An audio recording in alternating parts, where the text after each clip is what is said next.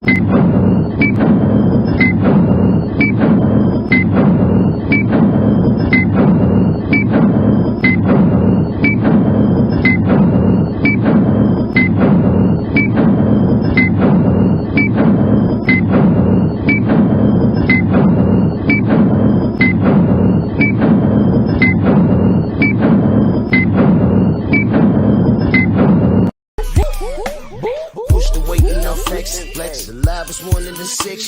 the runner, boy, you nigga, no question.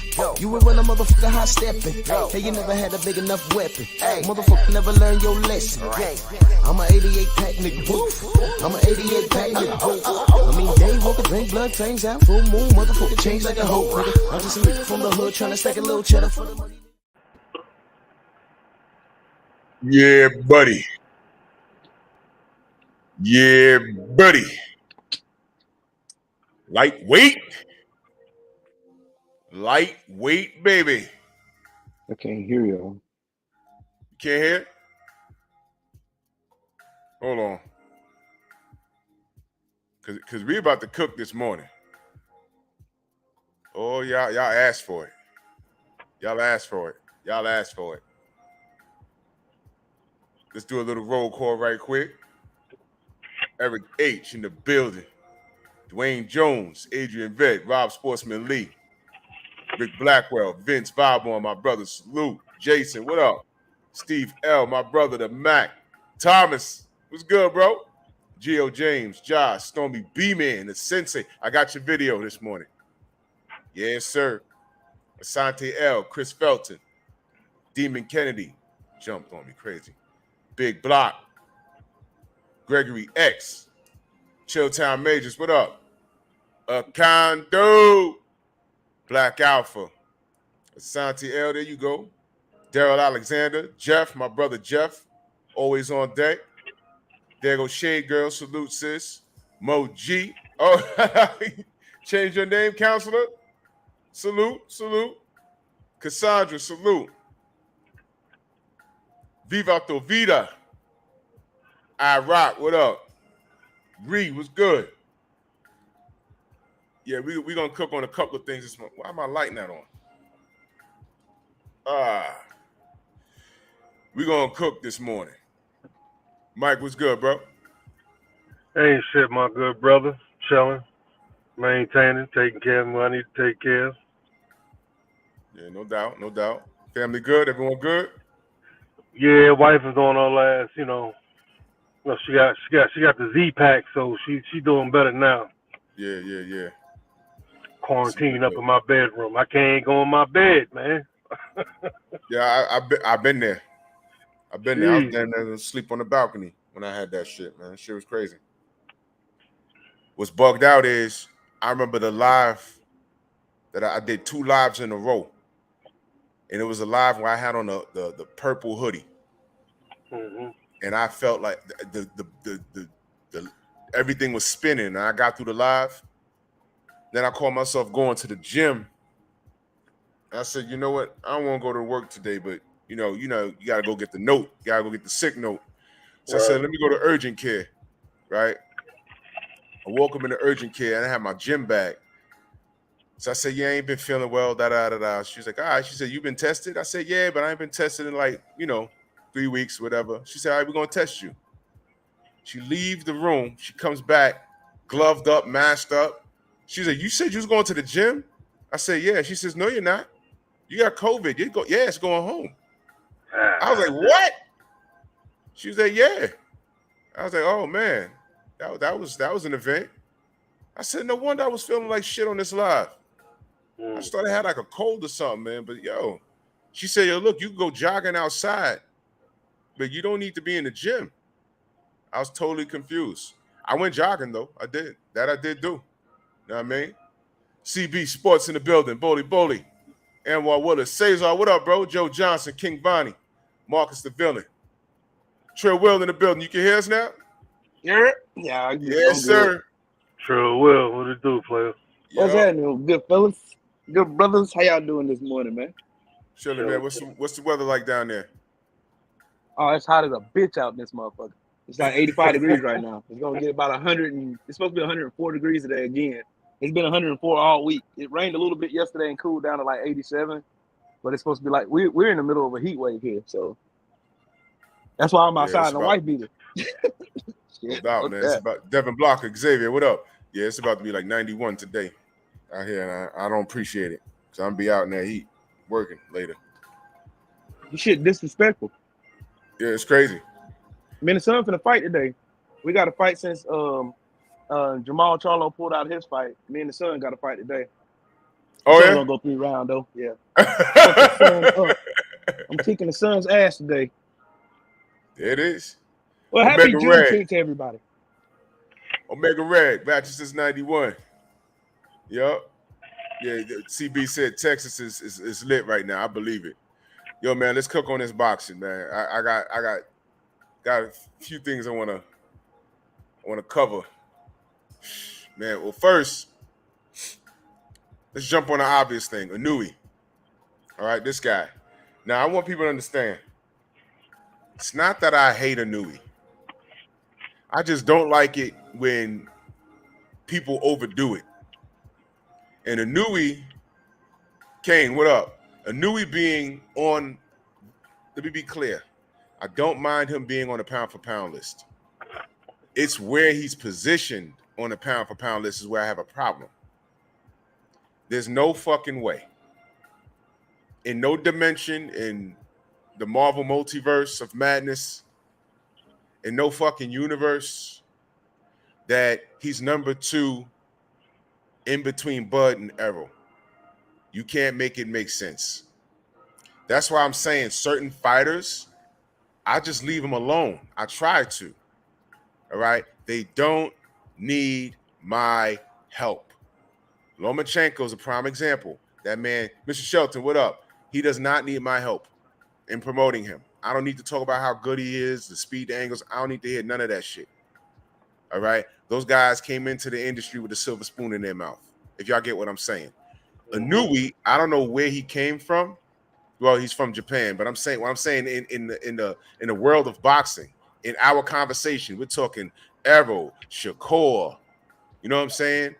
We you know, Devin, even Franchon Cruz Dezern, and then insert Inoue. Roger, what up? And I don't appreciate this shit. And where they positioned them, I'm telling y'all, it's strategic. They sandwiched them in between Bud and Errol, as if he's better than Shakur, as if he's better than Boots Ennis, as if he's better than Josh fucking Taylor. Come on. Y'all gonna do that? And they have him ranked higher than Canelo now? All right, now you heard what I said, right? He's not better than Canelo. There, I said it. If they were in the same weight class, Canelo will beat his ass. There, I said it. No fucking way. So I'm reading this article, and he says, without Nonito, I can't do this. That's why I can shine like this. So my question to y'all, into the chat, Jafar, what up? Did he just undermine his own accomplishments and make us right? Is his legacy to date only based around Nonito Donaire? A 39-year, and salute to Nonito and Rachel. But we all know 39 is old in boxing years. In dog years, 39 is old. And Nonito's been stopped before. We watched Nonito get outclassed by Rigondeaux, a fight that he never ran back. Let's be honest now. All right? He never ran it back with Nicholas Walters, even after he lost to Lomachenko, and I don't know where Nicholas went after that. He just disappeared. He vanished. Where is he? Somebody look for him. I'm worried about the brother. Fred Hampton, salute. J. Wayne Citizen, my brother, DP Rocker. He never ran those back. Okay? He has some fights, and he maintained his career, and I'm happy for him. Gets in there with Monster, goes 12 in the first fight, which wasn't supposed to happen. Monster gets it done in the second fight. And now he's giving Nonito all of these props. And is he proving us right? Because he just undermined his accomplishments by putting it all on Nonito. Because we're saying, yo, you only did one thing. What? You beat Nonito. which was what you were supposed to do.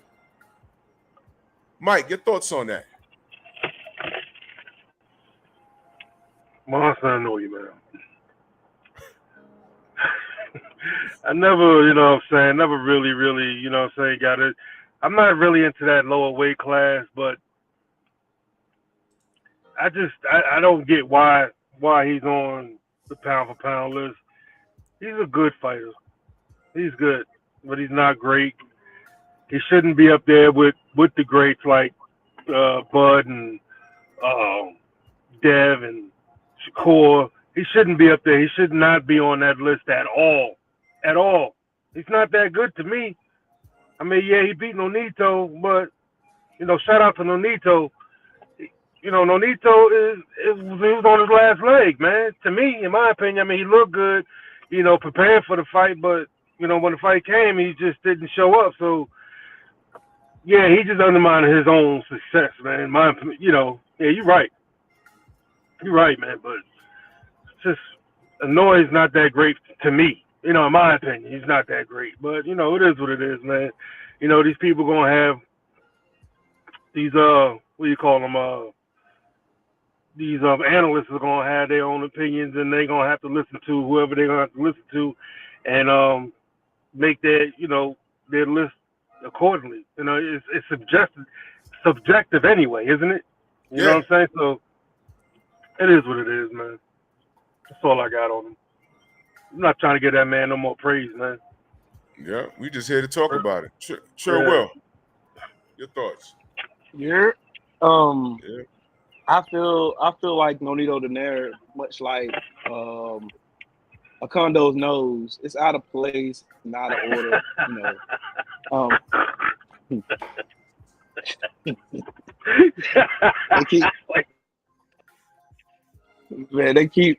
what they keep doing, man. Y'all notice what they keep doing, man. Anybody but a black fighter.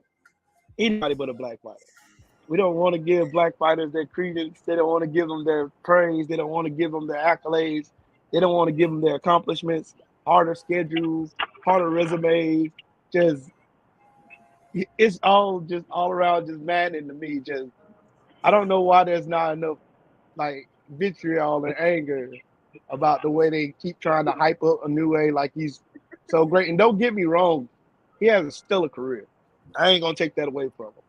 But you can't sit here and tell me you put him in the same weight class as an Errol Spence, who I just seen punching with a fucking heavyweight. You can't tell me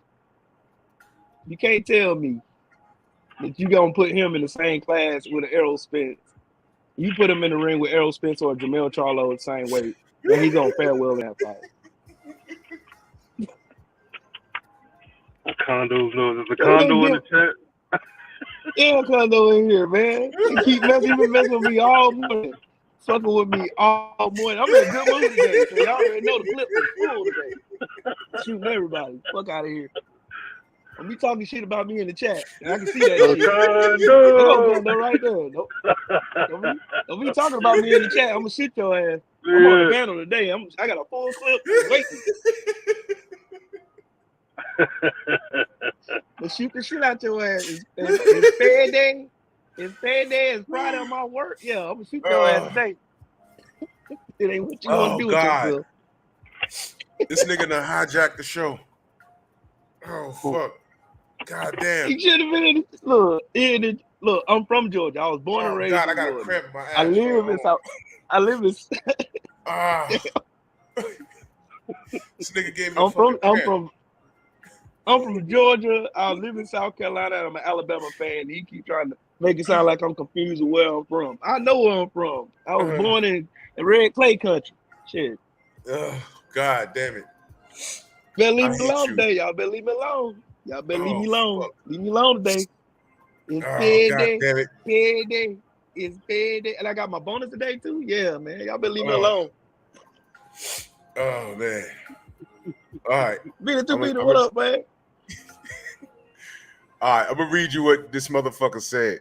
He said, "Without a Nonito, I can't do this." Inoue said at the finals of the World Boxing Super Series. 2 years, 7 months later, You hear this bitch, Alexa, keep talking? I ain't even talking to her. One more time, bitch, you gonna get unplugged. I ain't fucking with you today. Fuck up, then shit. God damn. Yeah, okay, he says, all right, without Nonito, I can't do this, blah, blah, blah, blah, blah. He says, that's why we are here, and that's why I can shine like this. Donaire said, thank you, Nonito, for everything. My aim, now here's a good part. My aim is to become the undisputed champion. If I can do that within the year of 2022, I would love to stay in this division. But if I can't, I'm capable of going up in weight and fighting in the upper division. Just go ahead up and wait. They already got the crown on you, right? I don't know why he wouldn't. What would prevent him from being undisputed? Nothing. Nothing standing in his way. Going up in weight means he's now going to have Cool Boy Steph problems, which is exactly what I want. And it's not because I hate him. I want him to prove to see how good he is. Because y'all got him number 2 pound for pound, right? Now, you see, this is what I'm saying. The industry better be real fucking careful what they ask for. Mr. Shelton in that super chat, much love and appreciation. He says, Google Gaga.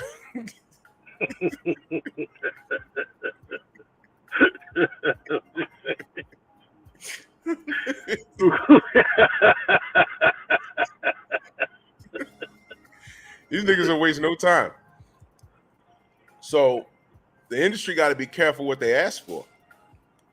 Because once upon a time, y'all notice Triple G ain't on no list anymore? And then remember when he was popping up on these lists, and then he was high on these lists, and we was like, how? All we asked was how.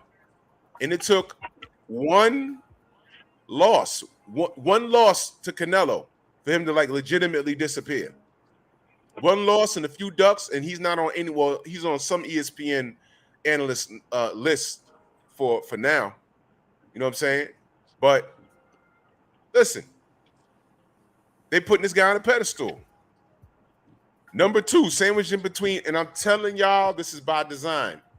Because when the conversation starts about him fighting Cool Boy, when he says I'm going to 122, they're gonna start calling him the A side, right?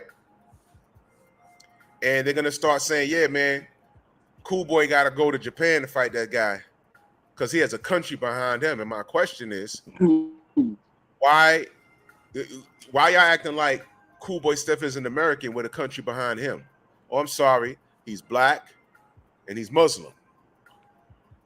So of course he's not gonna have a country behind him. Of course they're gonna tell him to go to fucking Japan.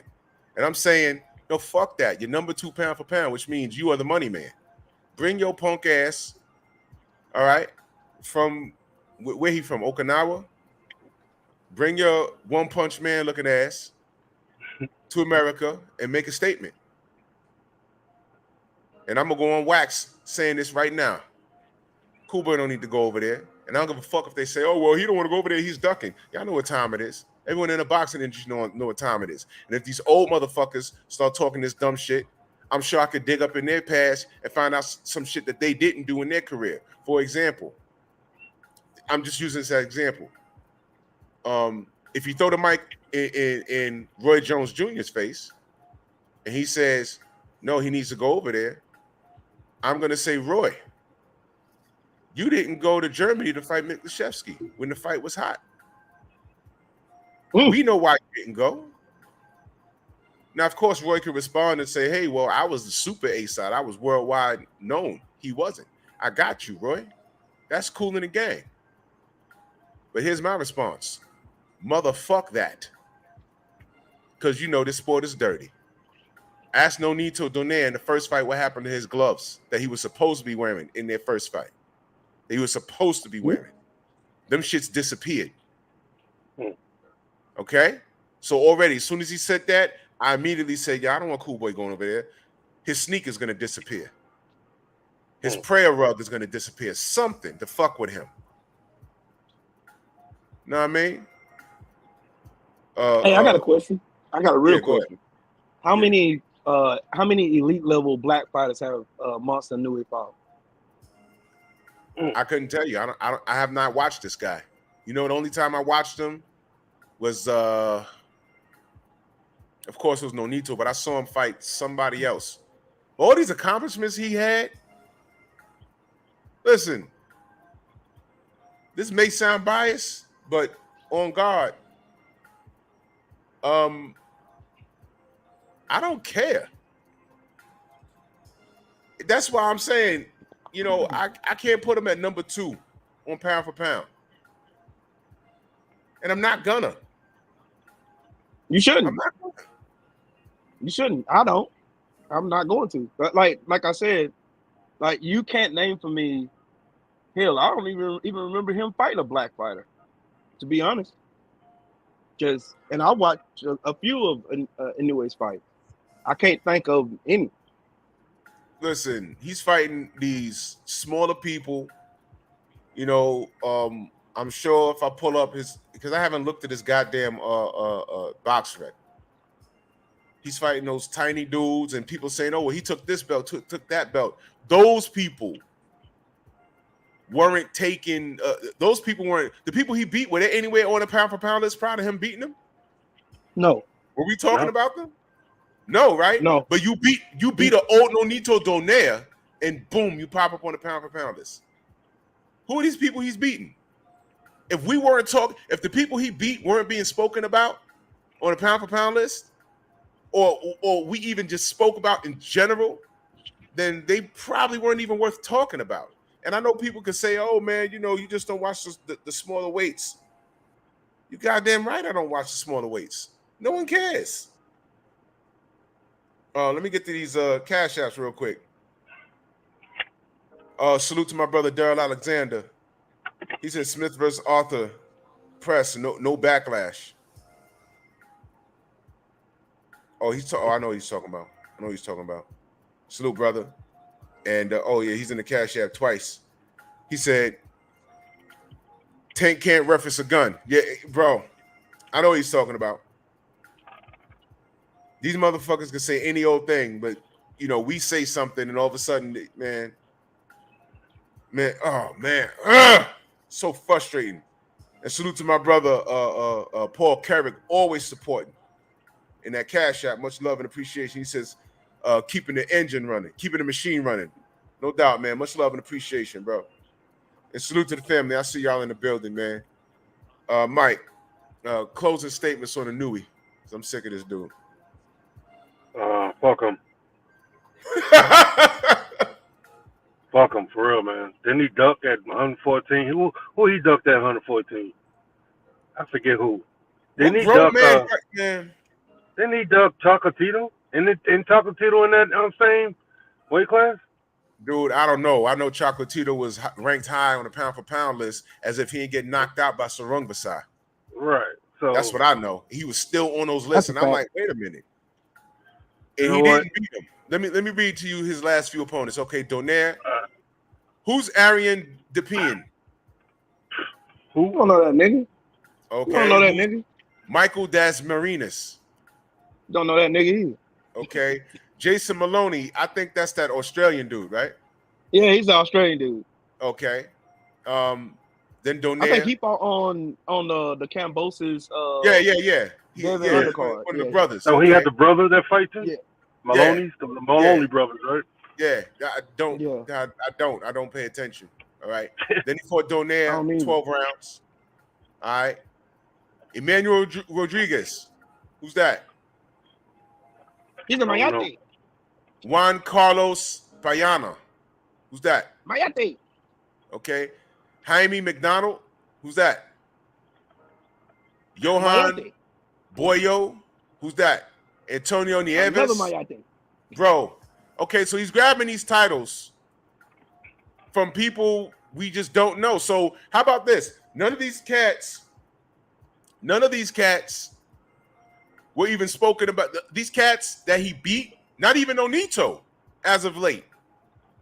Well, anywhere like these guys were champions, but they weren't being spoken about. I didn't see their latest accomplishments on like major websites and things like that. Because we out here just searching for news. But this guy collects these belts moves up from like 104 to 110 to 112. There's like 4 pounds difference in all of these goddamn in these divisions. And the next thing you know, he's he did knockout boxer said he did duck Chocolatito. See? Yeah. So now, and then they sandwich it. So then he beats Nonito, who was long in the tooth, meaning he was old. And now all of a sudden, they sandwich him in between fucking Errol and Bud. You can't be serious. I see the play. Go up to 122 and get that work, man. Stop it. And if the route for undisputed is easy for him, that's gonna be funny as hell. Mo Boxing in the building. Salute, bro. Salute to you guys, man. Salute to my brother Drew. I'm through Will, and Mike Biggs Boxing. Salute to you guys, man. Salute to you, bro. Bro, Your thoughts on Inoue. What's happening? Your thoughts on Inoue. You know, he's talking about all praises due to Nonito for basically the win against Nonito put him number 2 on a pound for pound list. Your thoughts on that? He's already beaten him, so beating him the second time, an older guy, to me, like that shouldn't put him second in the rankings, But again, these guys are pushing their agenda, so there's nothing new, to be honest. It is what it is. Just gonna ignore that shit, man. Yeah, and that's what I'm saying. And at no point now I want people to be I want people to understand what I'm saying. Accomplishments. I'm not gonna undermine what he's done in his lower weight divisions just because I don't pay attention to what's going on down there. I don't. I got a problem with his position on the pound for pound list. I got a problem with that. No way he's number 2 in between Errol and Bud. There's no fucking way. That's Drew. the problem. Hey, what they trying to do is they trying to do the Manny Pacquiao route and let him go up through the sperm weight, the atom weight, the fucking straw weight, the super straw weight, all these weight classes that nobody pays attention to and win a couple belts there so they can throw the title on him. Well, he's a 4-division title winner and blah, blah, blah, and he's accomplished so much. No, you haven't. You fought a bunch of unknown fucking bum-ass fighters who happen to hold on the belts, who probably won them from vacant belts, and now you want us to sit here and put you in a caliber and make me think as a boxing fan that somehow Inoue is better than Cool Boy Steph? The fuck? He's not. And you Cool got to Boy make me a believer. I do. Go up there and fight him then. Go. That's all I'm saying. He got to show me. Sure, you breaking up, bro. That's the problem with boxing.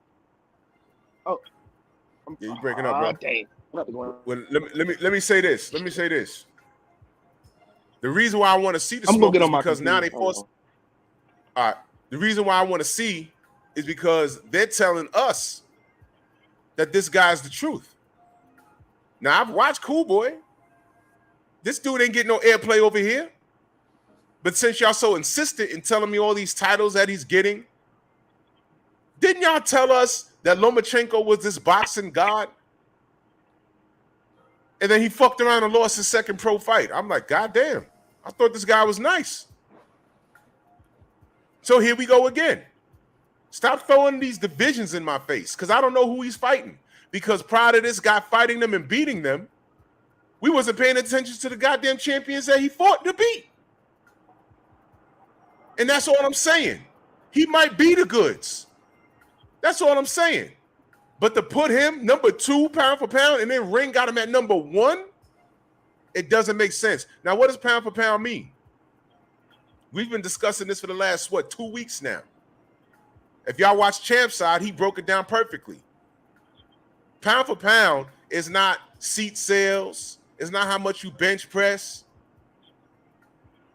It's not even how much titles you got, realistically. You know what it means? Stylistically, how would your style transition from division to division. That's all it means. What I've seen from Inoue, I haven't seen anything great. Who looks better in the ring? Inoue or Boots? Boots. To me, Boots looks way better. Way better. Lots of- You know, he knows how to break people down and set up the punches as well. Like, you know, Inoue, to me, he just looks like an aggressive fighter that just comes forward. Mhm. He's food. I've seen Inoue before. He's a Japanese fucking Ricky Hatton to me. To me, he is. Yeah. To me, he is.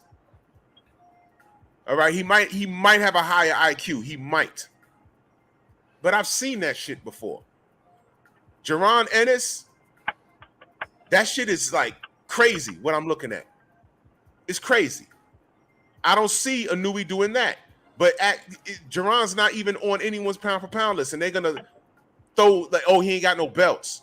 Now, when I factor in pound for pound, I can also factor in why is this guy there when he didn't fight so and so, or this guy should be there because this guy should have fought him, this guy should have fought him, this guy should have fought him, and no one fought him.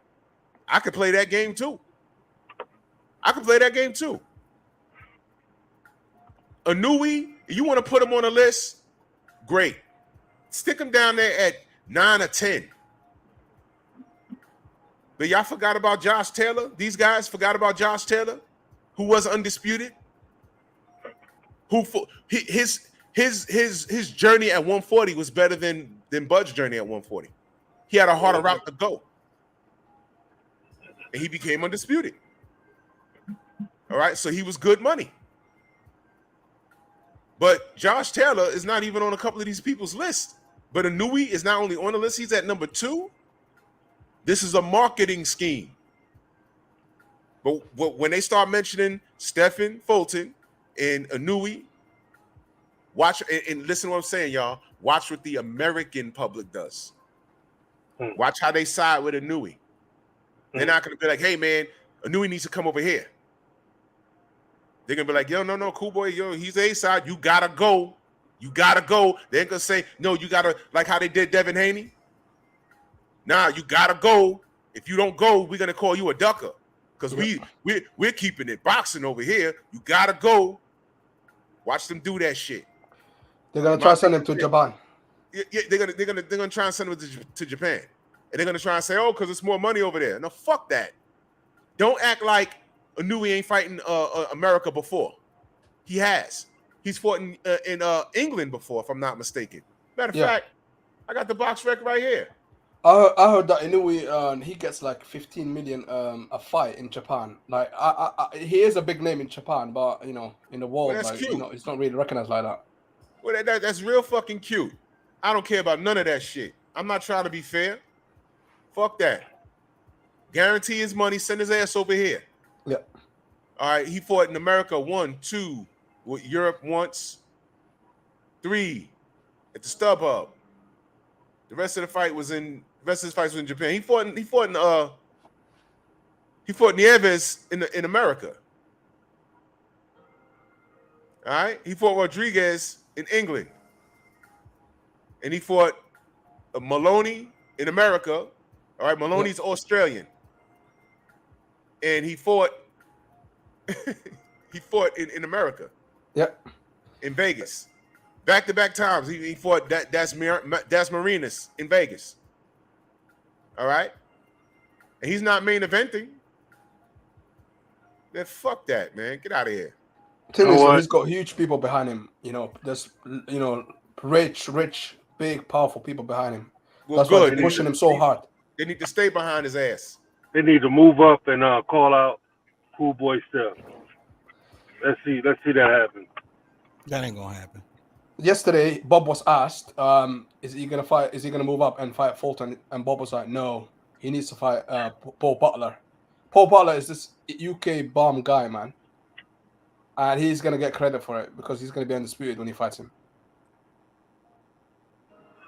Of course, that's how they do it. That's the move, bro.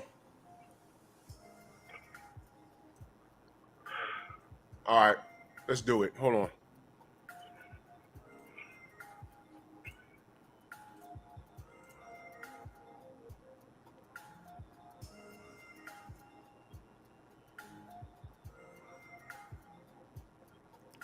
That's for Tony. That's not for anybody else. That's for Tony. Come on in, Tony.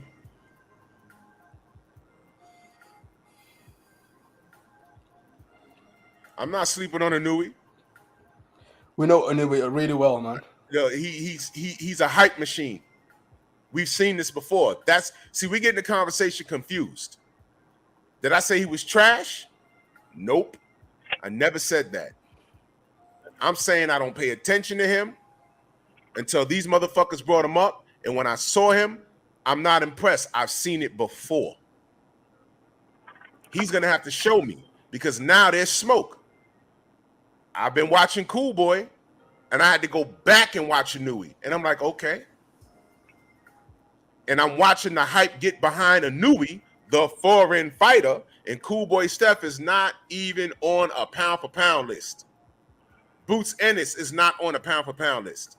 But because Inoue is beating up these guys that media wasn't even speaking about, but he's getting credit for. And now that he's beating Donaire, they throw him on a pound-for-pound list, and we could be fair and say, okay, he's beat some champions. Let's put him there. Ain't no one told him to put him at number 2 pound-for-pound. No one told him to do that. No one told him to do that. Yeah, I'm tired of these people, man. No. Hold on, let me turn this down. What's going on? How you doing? It's good.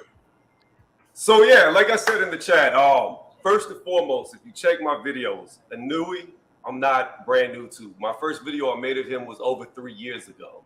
Mm-hmm. Probably close to 4 years ago now, if you look through like my playlist. Mm-hmm. So some of mine actually told me about him, like I said, 3-4 years ago, whenever I first started watching this dude. Mm-hmm. You were sleeping on him hard. Ricky Hatton, not even comparable. Ricky Hatton showed his flaws against Floyd Mayweather Jr. He was only good holding people, dirty boxing, beating them up in the clinch. Inoue doesn't do that. He's a sharpshooter. Go ahead. All right. What's up? You're absolutely right about Ricky Hatton. But let me ask you a question. Before he lost to Floyd Mayweather, right? How big was the pedestal that they put on Ricky Hatton? How big was it? They put it very high, and I'm going to tell you why. Because Ricky Hatton beat Costa Tszyu. Costa Tszyu was a fight that a lot of people wanted Mayweather to take before he moved up to welterweight. So that's why they put such a big hype around Ricky Hatton, because he dethroned Costa Tszyu and pretty much made him go into retirement. But it was stupid because anybody who knew Styles knew Ricky stood no chance against Mayweather. They weren't even comparable. But that's why. In America, Ricky Hatton was supposed to be the guy to stop him. In America, I remember that specifically. There was a lot of people. Well, I'm in New York, so in New York, they said, no, this is the guy. This is the guy. And I was telling them, no, this is not the guy. He's going to eat it. And I picked that fight by knockout. And they said, Floyd don't knock nobody out. I said, watch. This guy's going to come forward, and he's going to run out of gas, and he's going to get stopped. And that's just what happened. Now, what I'm talking about is the pedestal that they put him on. Now, even back then, I never said Ricky Hatton was trash. All right? But what made people turn heads was the fight you just mentioned, Costa Tszyu. But Costa Tszyu, I believe he was injured going into that fight, and he was considered in boxing years old. Yeah. So Ricky did what he had to do. And that was cool. I had no problem with that. But I said, oh boy, he done stopped Costa Tszyu. Oh boy, now watch. And I'm glad you brought that up because people don't know boxing. Remember his first fight over here? Well, that wasn't his first fight in America. It might have been his second fight. He fought Louis Collazo. Mm-hmm. Louis Collazo fucked him up the second half of that fight. And I said, you know what? That seals it. Floyd's going to knock this guy out. So what I'm saying is, I'm not saying Inoue's trash. What I am saying is the pedestal that they're putting him on, it's not right. do you agree with him being sandwiched at number 2 in between Bud and Errol? He's been mine. So I'm gonna tell you, I'm gonna be transparent. Inoue for over 2 years now, my pound for pound has been number 3. My top 3 was Terrence Crawford, number 1. He's always been number 1. The only time I didn't have Terrence Crawford number 1 was after he fought Kell Brook and was not in boxing for like a year before he got in there with Sean Porter. So by default, I moved Canelo to number 1 because Canelo had become undisputed, fought like 4 or 5 times in a year. So I couldn't justify keeping Bud, who wasn't fighting at all, staying number 1. So I bumped Canelo up. Then whenever Bud beat Sean Porter, I put him back to number 1, put Canelo back to number 2, because I think Bud's just a better fighter than Canelo, period. And Inoue has always been my number 3.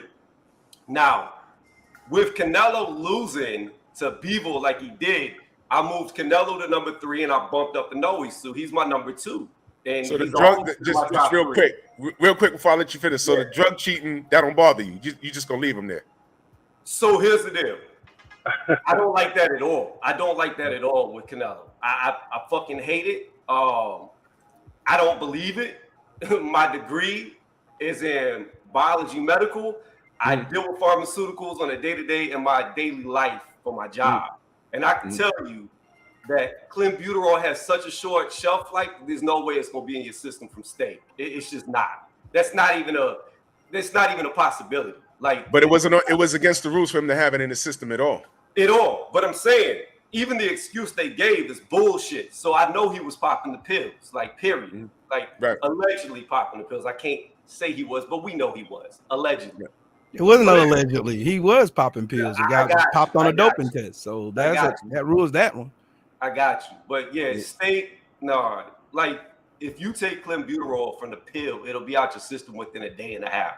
That's why if people take it, it's a bronchodilator. So it's for like asthma. But it's illegal in the States because it can cause heart murmurs. But anyways, if you are prescribed it, you can only take it. Normally the prescription is you take it 5 days on, 5 days off, or you'll do 1 day on, off, a day on, a day off. That doesn't matter. 3 days on, 3 days off. No, the point is this. That doesn't matter. Reason why, no, but listen to me. The reason why it's cycled like that is because the half-life is so short that your body adapts to it and it does you no good. It doesn't matter. That's why it's illegal. You shouldn't wait, hold on. Period. No. I'm just hold on. The point I'm trying to convey to you is because it has such a short half-life and because you have to dose it so often, it becomes non-effective to you, to where you have to overdose on it if you take it too often. The point of that is to say this. It's in and out of your system in a blink of an eye. You're not going to get caught on it. Like, unless you're taking the pills, that's the only way. What you're doing is you're looking at an animal, a cow, consuming it, digesting it, it going through their system. Then you eat their meat, consume that bullshit. No.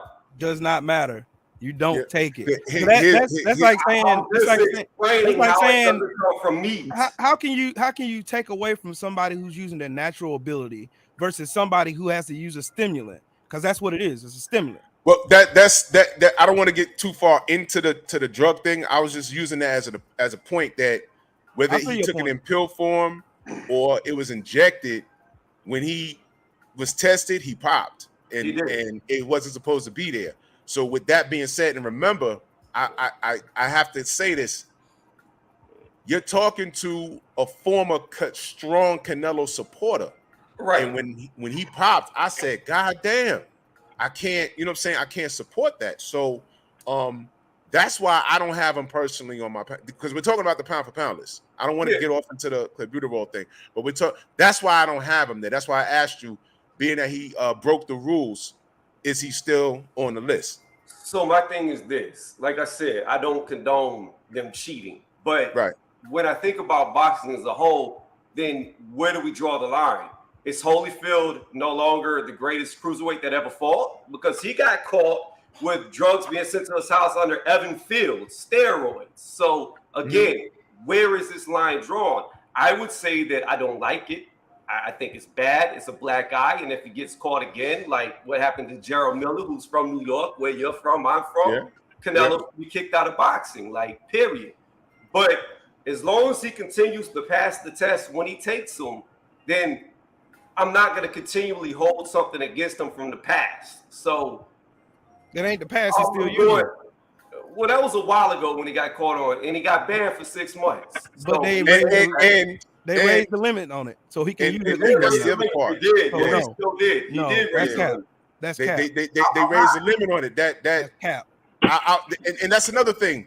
They changing the rules for this guy, and They that bothered me. too. Hey, Drew, do you get what I'm saying? Like, No, I understand. You got black fighters who are using their natural born abilities, and the only example you can come up with is Evander Holyfield getting dope sent to his house, and he's since retired. I'm talking about right now, in the modern days of boxing, his house or whatever.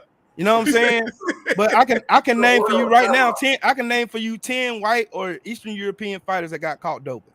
I mean, that's neither here or there. So here's the problem. The scales don't tip in your favor. No, because like we're not gonna go down this race route, because if you want to do that, no, because I'm gonna win. Hold on. The first person ever caught on steroids, the reason why it became illegal in sports was a black track runner. A black track runner. Do you want to go back? You want to go back in history and look at the Mexican? Look it up. You want to look at the Mexican team using dope and get suspended? The reason why steroids is illegal in sports, Glenn Johnson. So he was the only one to use though. No matter, you don't get the fuck out of here with that flawed logic, that straw man argument, bro. No, that ain't gonna work. Use PEDs, black, that ain't gonna work. Asian. That ain't gonna work. That ain't gonna work. Oh my God, that is not gonna work, G. That is not. I don't know why you trying to race bait every race. Ain't no race bait because I'm a black man and I know black fighters get. Hold on. I know black fighters and black athletes get disadvantaged. Oh my God. Hold on. Let's. They always call it race baiting, though, G. It ain't no race baiting. It's the truth. Let me read the super chat. You ain't affected by it because you don't have to care. Every single race. You don't have to care. You don't have to care. Hold on. What you're not gonna do is let's look. We're gonna look. No, sir. I know. We all know. We're discussing pound for pound. Let's discuss the pound for pound. I just asked about Canelo. Let me get to the super chat real quick. Upper Echelon Sports Bar says, so why you put them 1 and 3? You are not biased. All right. Let's get back on this. Let's get back on topic. Let's get back on topic. All right. I know, right? The pound for pound, Tony. Pound for pound. Yeah. Okay, so Inoue. Let's go back there. Okay. Right, so Inoue, go ahead. So for me, Inoue, 3-division champ. If you actually look at Fulton, who I would favor to beat him, because you got to understand, Inoue, that would be his 4th weight class. In order for him to fight Fulton, he's moving up 4 weight classes from where he began. So I'm always going to favor somebody who is significantly bigger naturally, who's just as gifted if they fought. See, to me, the advantage is in the bigger guy. It looks impressive if Fulton was to go up, say, and beat Navarrete at 126. That's impressive because he's beating a much bigger guy that he's supposed to lose to. Because naturally, Navarrete, who is dominating at 126, is supposed to beat him. He's just bigger. You know what I mean? On paper, he should win. So if Fulton was to go up to 126 and beat him, that's extremely impressive. In my opinion, I favor the bigger guy as long as they similar in skill. I think Fulton has the advantage against Inoue. But if Inoue beats him, that only speaks to how great Inoue really is. Because, like I said, that's his 4th weight class coming up. So by no means am I saying that, because pound for pound is this, in my opinion. It's where you make it equal. You can't make things equal in life. But hypothetically, if you have a 122-pound fighter like Fulton and you were to blow him up to heavyweight and make him fight Tyson Fury, who would win? Because now they're equal in size, length, strength, etc. We're going off. That's what it is. So that's how I judge my pound for pound. Just because I have Inoue above Fulton, who I don't have on the pound for pound currently, doesn't mean that I believe that Inoue will beat him. I got it. You know what I'm saying? I'm just saying, if you look at what Inoue's done, a 3-division champion, he currently has 3 of the 4 major belts, and we all know he's going to 9 times out of 10 beat Butler because that's a gimme fight. He's about to be undisputed more than likely by the end of the year. I would say that And again, he's beat good fighters at the lower weight, whether you keep up with all the fighters or not. Like Rodriguez was a great fighter that he beat, a really good fighter. Donaire, yes, he just beat Donaire, but why people are just now getting on Inoue over the knockout over Donaire is crazy to me because he already beat him 3 years ago. This ain't the first time he beat him. This was a rematch. So, and in that fight, Inoue, I believe, had his orbital bone broke. Unlike some fighters like Billy Joe Saunders or Daniel Dubois at heavyweight, he didn't quit. He kept fighting to win the fight. So the dude, not only is he very skilled, but he has a lot of heart and determination not to give up. I just have him real high on my pound for pound, looking at his technical ability. Now, like, now you say G5, what up? Now you say technical ability, right? His technical ability, you got it. Do you have him ahead of Errol, Bud, Cool Boy Steph, Jerron Ennis, Shakur Stevenson, guys like that? You have him ahead of that? Even Josh Taylor. So Josh Taylor, I believe, lost his last fight and should not be undisputed, even though he dropped the belt, so he's not undisputed anymore. I thought Catterall beat him I did too. And I didn't like the fact, because I was big on Josh Taylor. He went the hard way to get undisputed. But then yet the first fight he loses, he bitches up and doesn't want to do a rematch. I don't like that. That's a bad look. So Josh Taylor, he's on my pound for pound, but I dropped him to like all the way down. Like I've got Charlo way above Josh Taylor, who just got undisputed. I'm glad you mentioned him. Well, those guys that I mentioned. Let's compare real fast. I just want to say this about Charlo since we're talking pound for pound. Charlo was in a very hard fight with Castaño, got a draw. You have some people, I don't believe it, who say Castaño beat him. But what did Charlo do? He said, fine, let's run it back immediately. That's a champion. That's worthy. What Taylor did, get his ass whooped and then run from the rematch, I don't like that. That's bullshit. So, again, if we're going to compare like Inoue to Boots, I would say that Boots is very dominant in the guys he's fought, but he hasn't fought the upper tier of competition. So it's very hard knowing that Inoue has beat guys like Rodriguez, beat guys like Donaire, beat guys like Payono. Like there's guys like that he's beat that just, to me, put him above Boots because of the level of competition. Because look at Berlanga. Let me just get this out real fast. Berlanga was the next Mike Tyson, one-round knockouts. The minute he stepped up, he can't buy a fucking knockout. Now he's biting people on the neck. Level of competition matters. Quality of opposition. So what you're saying is quality of opposition in Inoue's lane is better than what Boots is dealing with at 147? I think it is, yes. Nah.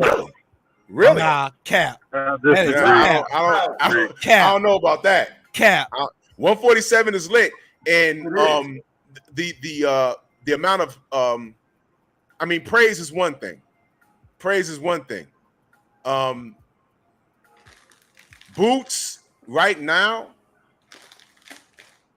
is he's next up at 147. He's next up. Now, True,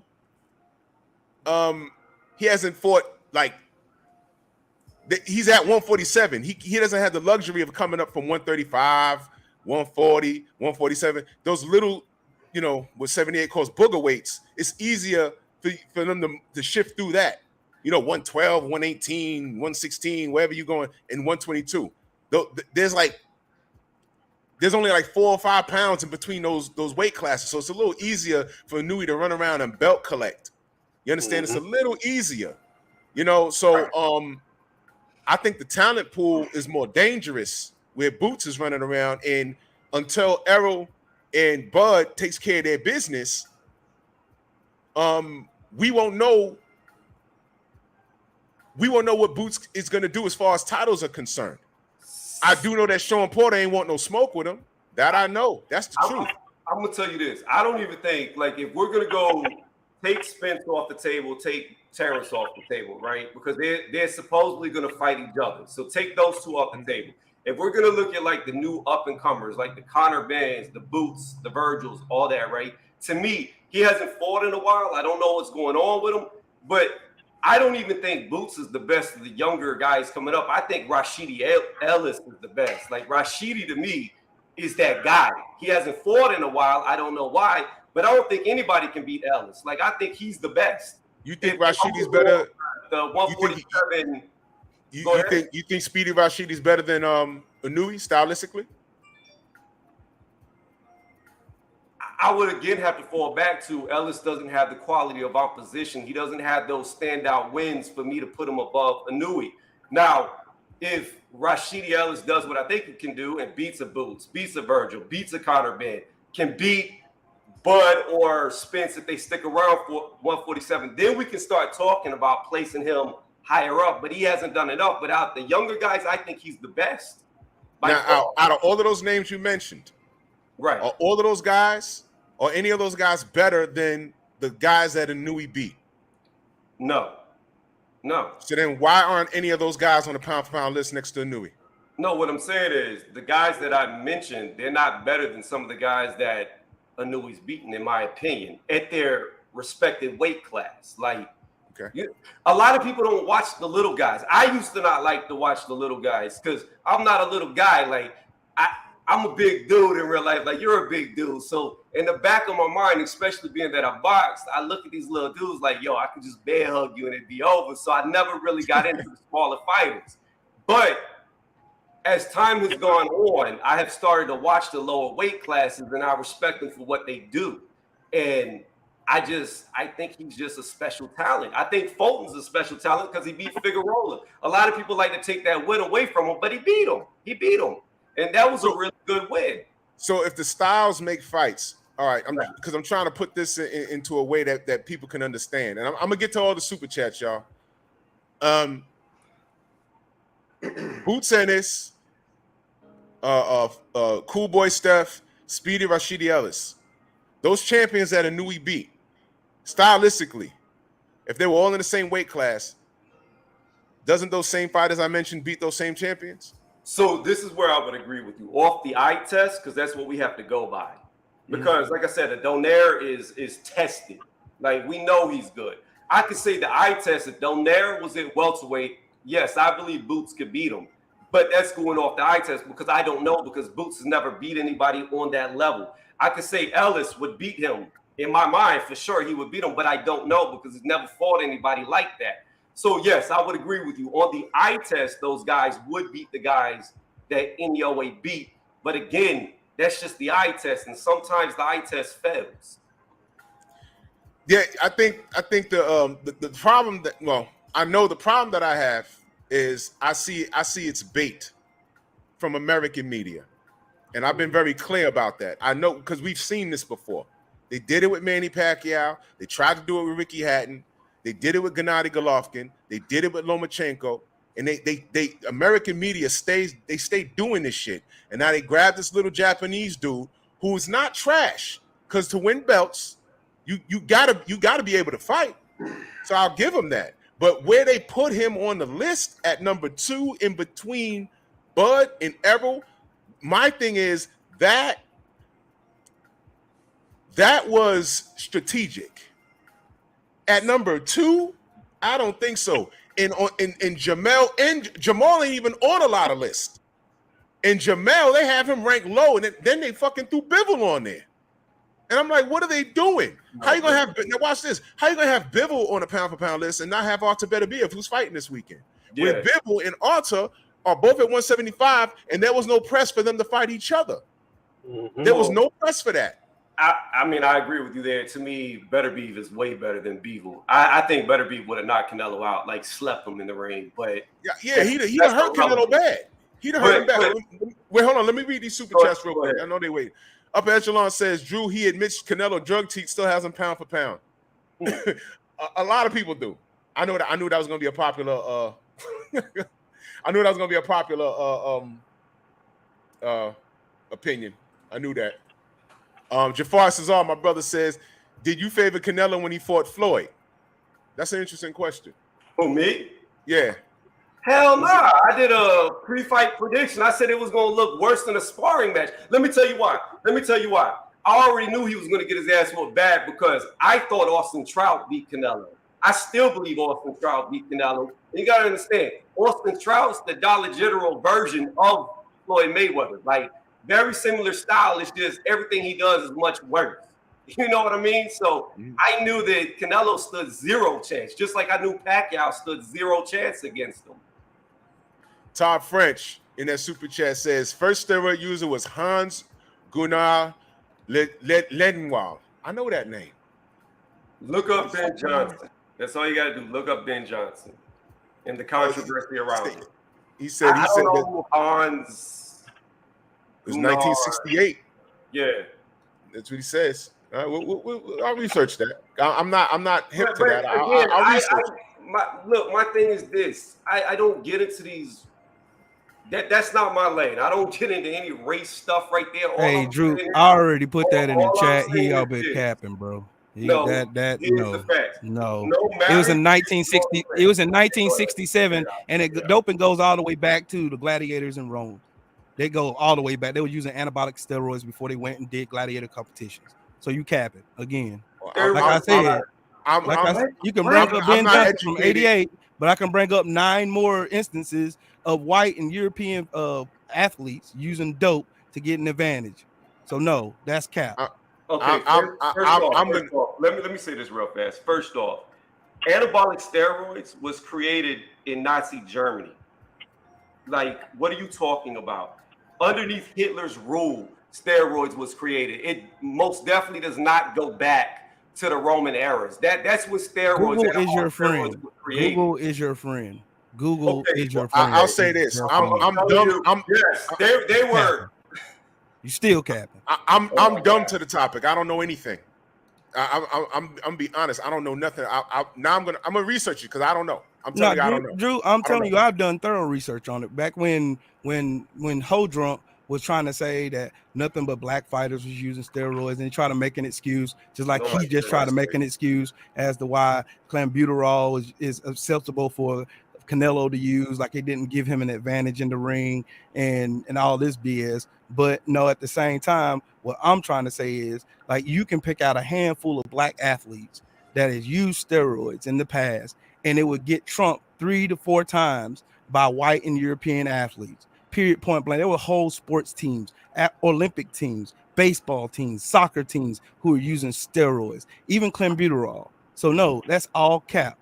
Like I said, black athletes have been getting disenfranchised for generations because of their natural ability, because melanin gives them a natural advantage. Period, point blank. But every time we talk about it, we race baiting. No, the fuck we're not. We're talking about truth. This is fact. Like, nothing I said that I can't produce by a receipt. I just showed you one in the chat. Okay. Like you saying Ben Johnson in 1988 was like the smorgasbord of fucking doping. No, the fuck it wasn't. 1967, there was a biker in the UK who got caught doping. That's not what I said. Just like baseball teams getting caught doping. Just like the whole Russian Olympic team getting caught doping. So no, cap. Like I said, it's always an issue when we talk about black athletes getting disenfranchised. But every time you want to praise somebody like Canelo, who's a dope head, no, I'm not gonna sit up here and go for that bullshit. Not me. Puerto Rican, black, white, Chinese. It don't matter what color, race, creed you are. You cheat, you're a piece of shit, and you need to get the fuck out the sport.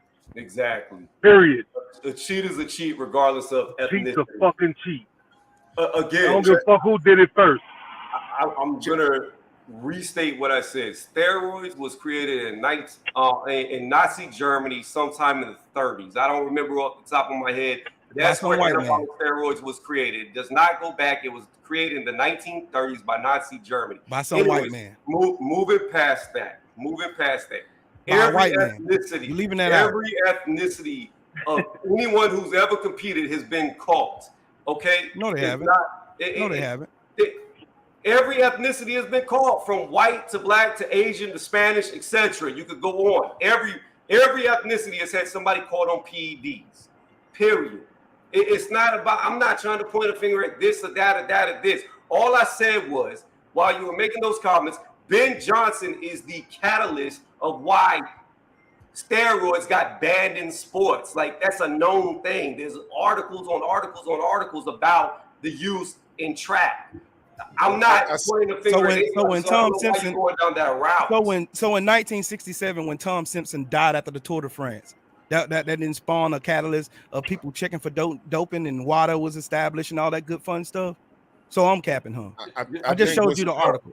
I think what's being said here is that the point is that the light is shined on people of color when it involves steroids more than others. Exactly. That's all. That's what I was saying, Drew. That's what I was saying, Drew.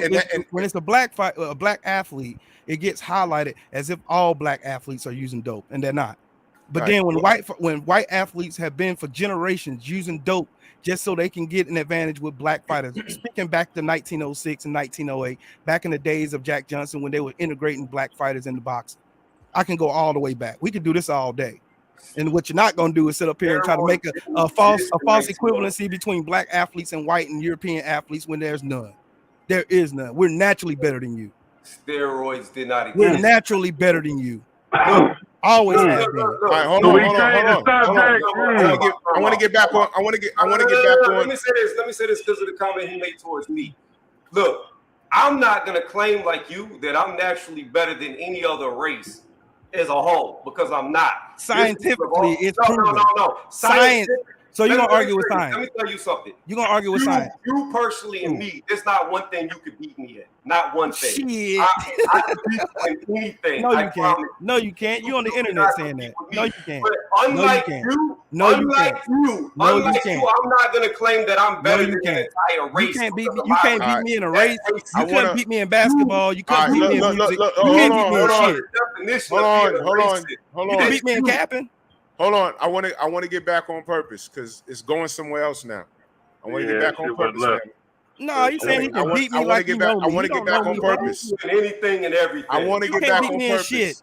I want to get back on purpose. Hold on. You don't like me because of this. I didn't never say that. That's what you said. No, hold on. You're lying again. That's what you do. That's what your people do. You lie. Stop. Hold on. Dwayne Freeman, I sent you a link, brother. I want to get back on purpose because the discrepancy, and as usual, when it came to Canelo, everybody just went don't have him up bonkers. there lying on me like that, Drew. Shout out to Canelo because this is what he's done to boxing. Let me read these super chats. We're gonna get back on purpose. We're gonna get back on the pound for pound list. We were talking about Inoue. All right. Let's get back on purpose. All right. Chaz Bleak in the super chat says, do a fighter have to bounce around to other weight classes to be considered pound for pound or great? That's a hard no for me because we're talking about a style. The true definition of pound for pound is what Muhammad Ali said. Did y'all hear what Champ Size been playing lately? Well, Ali said he's the best heavyweight, but pound for pound, Sugar Ray Robinson was the best heavyweight. Yeah. I saw that. That was perfect. And that's not coming from any of us. That's coming from the GOAT. Pound for pound is stylistically, does this guy match up? And what I'm accusing, because we can't have no proof other than what I've seen, but what I'm accusing American media of doing is putting Inoue sandwiched in between the two best in the game, which is Bud Crawford and Errol Spence, because they're about to fight.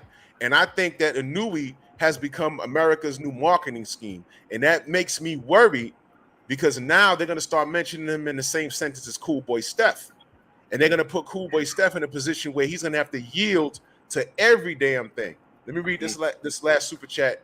And my brother G5 Game just popped up. Opera LD says, oh, come on, bro. Oh my gosh. Come on. Say, I got it. Talking about come on. 60-year-old man. Come on, stop, y'all. Come on, y'all. Drew, how I look at the pound for pound is like this. I don't just look at like the style. Okay, yes, everybody has their own style how they fight, but one of my main things is how dominant they are in their victories. Like that's a big thing. That's why I've always had Terrence Crawford so high, because he dominates the dudes. He completely dominates them. And Inoue, just like Bud, is dominating the guys he fights. Like, he is completely dominating them. It's not even competitive, most of them. So, again, and as far as Canelo goes, like I said, what's wrong? Why are you looking crazy? Wait. Bully. Come on, y'all need to stop clowning. What are y'all doing? From the rumor mill, the Japanese are about to pass a law to make it mandatory for any virgin over 18 that Inoue points at to then beat the fly with. Oh. What the fuck are y'all doing? Oh. Come on. Bro, bowling. Come on, man. Hey, yo. Come on, stop. Come on, stop. I'm sorry. Can we man. just move on from Inoue, man? Oh man. Wait, hold on. This is classic. God damn. Keon, what up, bro? I see you. God damn. Holy D-Free, cow. Dwayne Freeman, G5. What it do, Kings? D-Free, man. What's good, What's brother? going on? What's going on, How my you? What's good, my people? Salute, G5, man. What's good? Okay, I guess we're talking about Inoue. There was other things I wanted to get to, but that's all right. This is clean right here. G5, your thoughts on Inoue in his position on the pound for pound list? Too damn high. I don't know what's the fixation of putting him over Earl to make a point or drill a point home or whatever the case might be. I mean, the smaller weight classes, I mean, that's fine. But I mean, I kind of find it hard for a person that's fighting at 118 or 110, you know. It's hard for me to put that on the pound for pound list. How many people do we know that actually are top competitors at that weight? We know a few, but I'm looking at the weights where the fire is. You know what I'm saying? I'm looking at Earl Spence run who he has beat to get to his 3 belts, and the way he has done it with setbacks. And he still got a chance at undisputed. Just better competition, a better fighter than me. So if there's anything, I feel like Earl should have been there too. Now, Inoue, he could be on the pound for pound list. I'm not saying he's not, but Right. Hell no. Now, I'm not gonna say that the man can't box. He don't have skill. He got real power. And if he let somebody crack him, or they let him crack him, they ass is in trouble. Shit, we seen that the proof is in the pudding. But I want to see him just step up against Cool Boy. He beat Cool Boy, then I'm looking like, okay, then we can talk about something. True story. If he beat Cool Boy, I'm a believer at that point. I don't understand that. I don't understand that. I don't understand how we get from Inoue being in his 3rd weight class that he has to go up to a 4th weight class to beat Fulton, which I don't think he can beat him, but he has to go up to a 4th weight class to get that. By that being said, then Jermell, who's undisputed in 154, needs to go up and be Triple G or to be considered a pound for pound fighter. Like, it doesn't make any sense. Like, why does Inoue have to go up to a 4th weight class to beat Fulton to be considered a pound for pound fighter? Like, how is he discredited from the 3 that he won titles in? Well, it's because no one knows who the hell he beat in the first time. Isn't that what everyone talks about? Who he beat? They saying that about Jerron right now. Who he beat. And we know what we're seeing, but everyone's saying who he beat. Speedy Rashidi, who he beat. You know what I'm saying? They have Bivol ahead of Bivol is on some people's pound for pound list high, but still not above Canelo, which is odd because he beat Canelo. But outside of that, we can say who he beat. Who did he beat? You know what I'm saying? The thing that's so crazy about Bivol is I don't give him a lot of credit for beating Canelo because he's supposed to beat Canelo. Like that. That's he was supposed to. He was supposed to, but you get what I'm saying, though. Only only fangirls thought Canelo stood a chance against Bivol. Like, the only thing I was scared about was Bivol getting robbed on the score. Getting robbed, exactly. I had no doubts in my mind. I thought he was either going to take a dive or he was going to get robbed on the cards. Now, in the grand idea, he was supposed to beat Canelo. But what I'm saying is they threw him on the list and they still got Bivol ahead of guys like Shakur. And we saw Shakur pitch a shutout, who's been through weight classes himself. You understand what I'm saying? So I mean, to me, Shakur, if we want to take away all accolades, all titles, all anything, I think Shakur is the best boxer in all of boxing, technically. Like, I don't think there's a better technical boxer than Shakur. He's the least to be hit, and he has the highest land percentage. Like, so is Inoue ahead of Shakur on the pound for pound list? What's that? Is Inoue ahead of Shakur on the pound for pound list? On mine, yes, currently. But listen, because I said if I was to take away all accolades, you just contradicted yourself, bro. No, I didn't, because you didn't yes, hear what you I said did. before I said it. I said if you take away all their accolades, meaning you take away how many division champions. Accolades is not how the pound for pound list is supposed to be constructed anyway, brother. But it's based off skills. Yes, but what is skills based off of? Shit, what you do in the ring, not accolades, bro. Against what? Against top of competitors. Yes. Right. Who you fight? Inoue has beat more top competitors than Shakur. Name his top competitors. I've named them several times. I've named them several times. So hold on. So you want to give him credit for Donaire at 39 and 37, bro? He was 36 when he beat him the first time. 36 and 39. Okay, he waited 3 years because he got his fucking eye over the bone broke. He didn't want to fight White. That's why he waited. Aged him out some. Yeah, and that goes back to what you do realize that Donaire was coming off the 2 knockout victories, right? And he just knocked out an undefeated champion, right? I said Inoue, listen to what I'm saying. Inoue didn't want to fight him right away because he broke his shit. That's what I'm saying. Inoue I didn't say shit about Donaire, brother. I'm talking about straight monster. Other than his weight class, who is he really fighting down there, bro?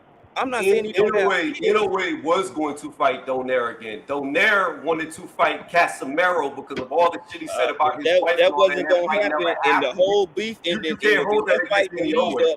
That's why that fight didn't happen. You know what I can compare this to? You know what I can compare this to? When people say Bud has more accolades than Errol, and the question comes up, who did Bud beat that Errol couldn't beat? And then we get our answer. So it's the same thing. Who did Inoue beat that Shakur couldn't beat stylistically? And I believe we have our answer. So that's why I was asking, why is Inoue, if you have him above Shakur, I could dig it. But to sandwich him at number 2 in between Errol and Bud, that's where I have that's my discrepancy. If you want to, in my opinion, if you want to put him at 10 or 9 on the pound for pound list, I'll give you that. But number 2 or number 1, I got a problem with that. That's the issue. That's my only issue. I mean, my issue is this: like, if you're gonna say Terrence is number 1, Spence is number 2, or you want to flop them and say Spence is your number 1, Bud is number 2, I don't agree with that, because I would ask, how is Errol Spence Jr. higher than a 2-division champion in Shakur Stevenson? How? Now, if Spence beat Bud, by all means, let's throw him up there to number 1. Cool, we can run with that. But at the moment, he's a 3-belt unified champion. You got to give him all the credit in the world. He's only missing 1 to be undisputed. But Shakur won a title faster than Spence did. He's already a 2-division champion. Like, so how is Spence higher than Shakur? Okay, I got a question for you. I see you, G5. I see you. I got a question for you. Because this is good. This is good. We're having this conversation. Okay. Who cleaned out 140 better? Bud or Taylor? I mean, of course, I'm going to say Taylor, but here's the thing, though. That's the answer. Taylor's the answer. But listen, though. But you also got to keep in mind too, because I make this argument all the time with people, right? Victor Postop, Bud was the first person to ever beat him, okay? Josh Taylor struggled against Postop, struggled. Bud beat him easily, not coming in like he normally does, but he flipped it up and beat him from the outside. Then Ramirez, who fought Postop, who also beat Postop, I thought Ramirez lost that fight. So that is an extremely good win when Bud beat Postop. Then people like to say, well, he didn't turn into anything, but we know, we've seen it with like fighters like Adrian Broner where they're unstoppable, then they get one loss and they never recover. Ndongo was made out to be the next big thing before Bud fought him. He was supposed to be that next guy, and Bud embarrassed him, gave him his first loss, and yes, he never amounted to anything after that loss, but before that loss, he was thought highly of. Now, did Bud beat the Prograis? No. But again, I would say that while I believe Taylor beat harder competition, but still beat very good fighters in one. But the answer is Taylor, because we're gonna get to the bottom line. Taylor has a better resume at 140 than Bud. And I remember I spoke about the danger when I said Bud needs to take this Spence fight ASAP, because if Taylor goes to 147, it ain't gonna take him long to steal Bud's shine. Because Bud was on a Bob Arum shit list for a couple of years already. He didn't give him the Manny Pacquiao fight, and then he said he lost money on him. So I said the danger is Bud needs to take the Spence fight before Josh Taylor comes to 147 and steals the shine. I said, shit, he could snatch the fucking Spence fight from him. He couldn't, because let's be honest. Let's be honest. There's no way in hell that Josh Taylor could beat Bud or Earl Spence. But he would have took his shine. He would have took his shine. And see, this is what we're talking about. We see, you know the truth, but you see, he would have took the shine. Just like Inoue is taking the shine. That's the conversation. I didn't say he's trash. I'm saying that he's not as good as what I see Boots Ennis, Rashidi Ellis, Shakur. And I don't mind Inoue being on the list, but to put him at number 2 and sandwich him in between Bud and Spence, that's by design. He's taking the shine from Shakur and Rashidi and Cool Boy and Boots, who weren't even, well, outside of Shakur, he's not even on ESPN's pound for pound list. Those guys are not even on the pound for pound list. So they take this guy from Japan and say, okay, he beat all these champions that no one even watched, all right? And they putting him on this pedestal, and they want to put him on a list, and then they put him at number 2 in the world. That's shine. That's a marketing scheme. And I don't believe it. It must be seen to believe. Now, do we want to talk about belts, or do we want to talk about what the pound for pound list is about? Because the pound for pound list, what it's really supposed to be about, is not about belts. It's about ability. And based off of what I'm seeing Inoue do, I don't see Inoue beating Speedy Rashidi, or stylistically, or Boots Ennis, or a Shakur, or anybody on that list that they have him ahead of. But because he hasn't fought anybody that does what these guys do. So it must be seen to believe. That's what I'm saying. I see where you're going, but I have to come back full circle to where I was earlier. But then you look at a guy like Berlanga, who everybody, like I said, was comparing to Mike Tyson. Now he biting people like Mike Tyson. But what I'm saying is first round knockouts. But you have to ask the question, who was he knocking out? Then the minute he stepped up, you start to see those skills, those first round knockouts went away. They're not there no more. So while I do agree with you, there's still, I believe, Inoue has beat better competition than Boots has. And he has passed with flying colors fighting that. It's not like Berlanga where Inoue first stepped up and he dwindled off. I never had Berlanga. I put Inoue on I'm not saying you did. I'm just saying in general people. Just like you're saying that, like, to me, again, like if Josh Taylor went to 147, maybe he steals light from somebody, but it's literally like you walk into a dark room, turn the light on, and turn it off real fast. That's how much shine he would get, because he's going to lose. I don't think he could beat anybody. I don't even think he could beat Keith Thurman, to be honest with you. I think Keith Thurman would dog walk Josh Taylor. I saw all I needed to see against Catterall, and I don't think he could survive up there against anybody. I mean, is that fair? I mean, he had a bad night. Is that fair? You know what I'm saying? No, that wasn't a bad night. That wasn't a bad night. He That was a showed me- stylistic matchup. That was a stylistic nightmare for him. Well, it's not just that. It's like, let me give you a prime example. Let's go back to Canelo, right? Canelo, we know one thing that he's always struggled with. Smooth movers, boxers, purists. Bivol is a purist boxer, very slick, very technical. What did we see in that fight with Canelo? He's learned absolutely nothing. He looked no better against Bivol than he did against Mayweather. He could not adapt. But let's take Mayweather as an example, who beat him, right? Mayweather got caught by Sugar Shane Mosley in that second round twice. Damn near went down. What happened in the third round? He calculated, he adjusted, and dog walked Mosley for the rest of the fight. Canelo doesn't have that. He can't adjust. Just like I saw with Josh Taylor, to get back to the point. He has no adjustments. He has no adjustments. He can't think his way out of situations. We saw him, so that's why I don't believe he'll do anything. If you put him in a bad spot, he's gonna stay there. To bring it full circle, because Ramel Lane makes a great point. Who did Inoue beat, champion or not, that are better than Boots, Rashidi, Shakur, Cool Boy Steph, any of those champions that he beat? I told you. Who are those champions that are better than those names I just mentioned? Emmanuel Rodriguez is better than Shakur? Is better than Shakur? No, I didn't say. I thought he was talking about competition of who they beat. Not what I'm saying. Can all the people, put it like this, everybody on Inoue's resume, is anybody on his resume beating any of the names that I mentioned on the pound that are not on the pound for pound list? Rashidi Ellis, Shakur, and Jerron Boots Ennis. Again, well, Shakur's on it, but yeah, I answered this earlier. From the eye test, I believe that none of his opponents would beat any of them. Well, that's why I don't have Inoue at number 2 on the pound for pound list. It's impossible.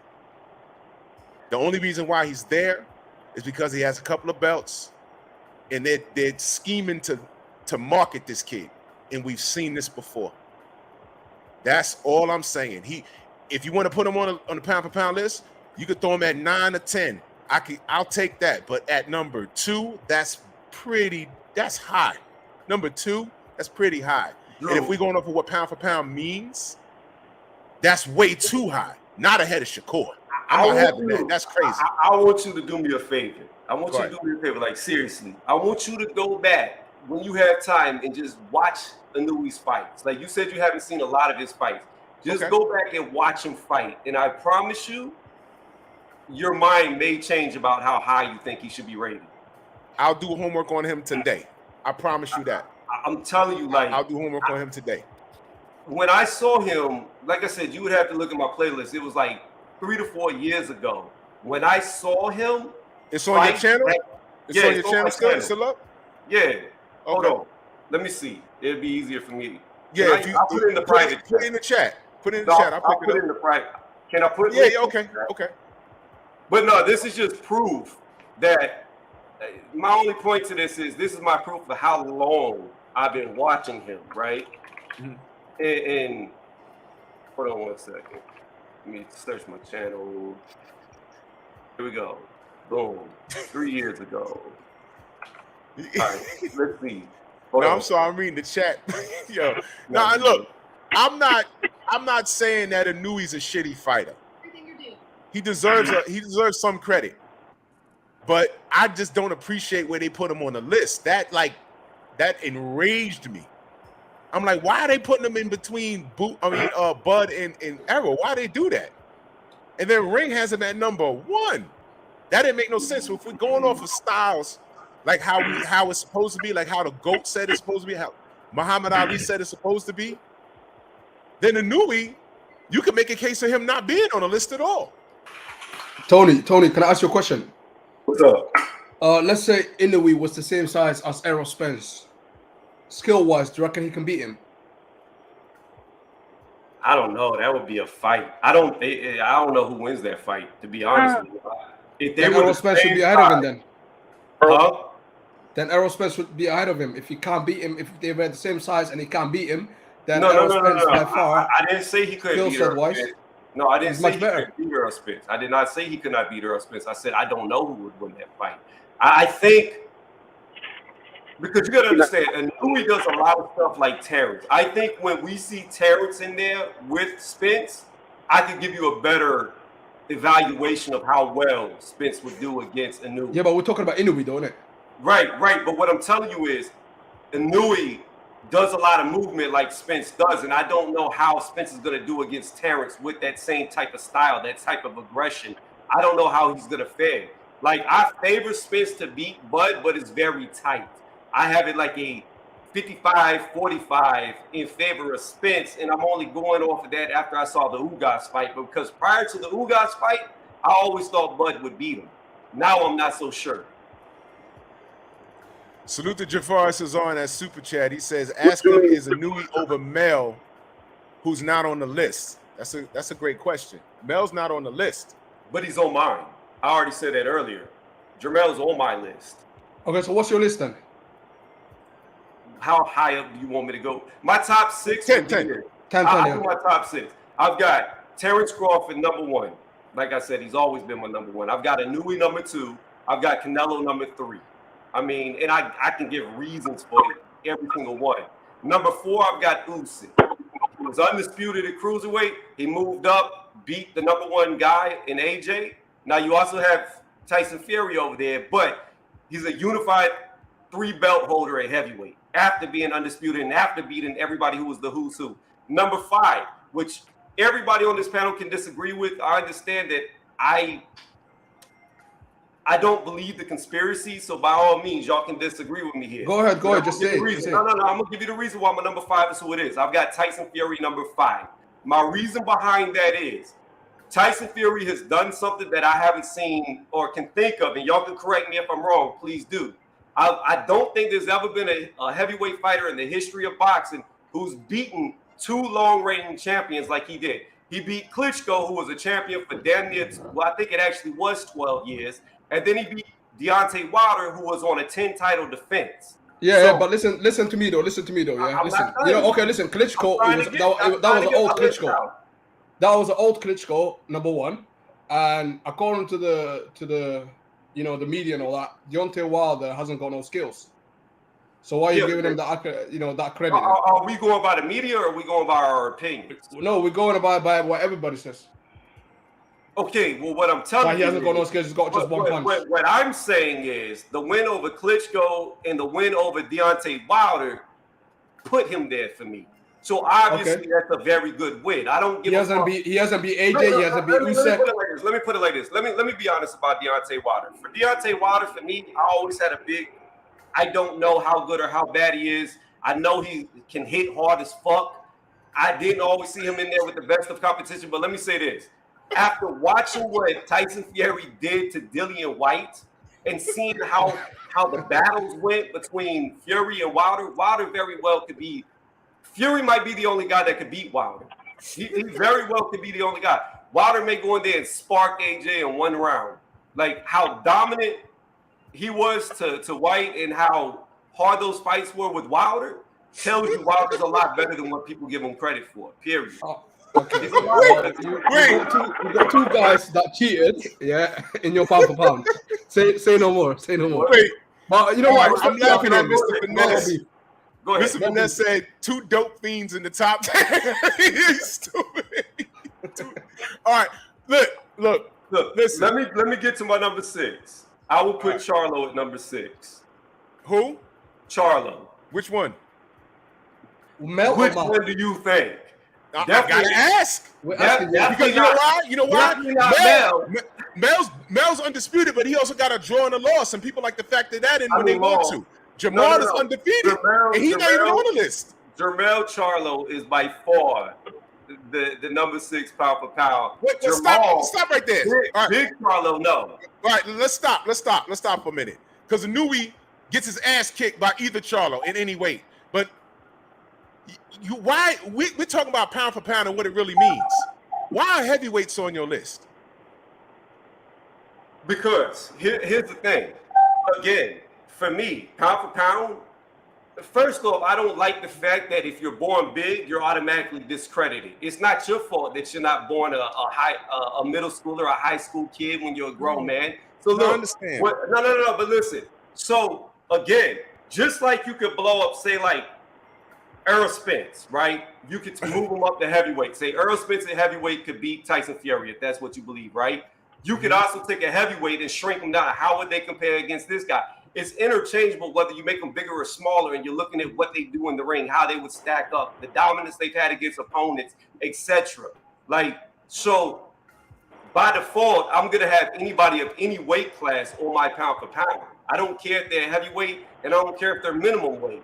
If they're good, they belong on a pound for pound, in my opinion. Tony, let me ask you a question about Canelo, yeah? Canelo, yeah, he lost against Mayweather. He never rematched him, okay? We He know lost that. against Pitbull. Now he's not going to rematch him. He's going to fight Golovkin. We know that. So, and you still got him top pound for pound, number 3. So, make So that make sense. Let me say this. Let's go to Jermell, who's undisputed right now, okay? Let's say Jermell goes up to 160 and gets beat by Triple G. I would not remove him off my pound for pound because he lost to Triple G, because he's supposed to lose to Triple G. He's moving up in weight to fight him. Canelo was not supposed to beat Bivol. I know people thought he could, but he couldn't. Oh, That's why there's weight classes. Hold up, So bro. I'm not gonna- Hold up, bro. I'm not gonna- Hold on, bro. Hold on. You've been talking more than everybody in this whole goddamn show. Hold on. Drew. This ain't fair. This ain't right. This bullshit ass logic. I heard enough of this shit, bro. Look, he said that Canelo is limited in style, right? That's why he lost to the Floyd Mayweather. That's why he lost to Bivol. And that's why he arguably lost against Lara. And he didn't run his rematch back either. So he ain't going to talk about that. But by his logic, anybody can get in the ring, can get beat the fuck up by anybody. They didn't say shit about him moving up to 175 to fight Hovalev. And Hovalev was a fucking weight drain. He came off a loss against Yard. They ain't going to say nothing about that. They ain't going to talk about the fact that Canelo was cherry-picking his way through divisions, trying to find the most touches so he can look like he's great while not doing great shit. No, your whole thing is fucking trash. It's trash. It's flawed. And then for you to say that you don't know if Errol Spence can beat Inoue, who ain't got no fucking defense, and this motherfucker uses his fucking defense, and you saying that he's gonna walk in and beat Errol Spence Jr. You don't get the fuck with that bullshit ass logic, bro.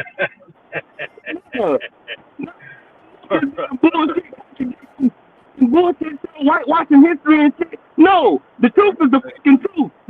The fucking you're the truth. The fact is the fact. I'm over here saying bullshit and more bullshit and more bullshit. And I'm getting mad. No, Canelo ain't worth no top 3 pound. He done lost twice. Got one time. No, and no way. You just no fucking way. No fucking way. No fucking way. Hold on. No fucking way. Let me get this super chat right quick. Picasso says Fury ate. Here we go. Fury ate balls, and he's a career cheater. Is that? And you Tony, you know how I feel about Fury, so you know automatically. I don't like the dude. I would have wanted to knock him out. Why the fuck you got him on your list? Tay D says Canelo was already champ at 175, but he wasn't supposed to win. Fabricated greatness, shaking my damn head. And that's the true point. He was already champ at 175.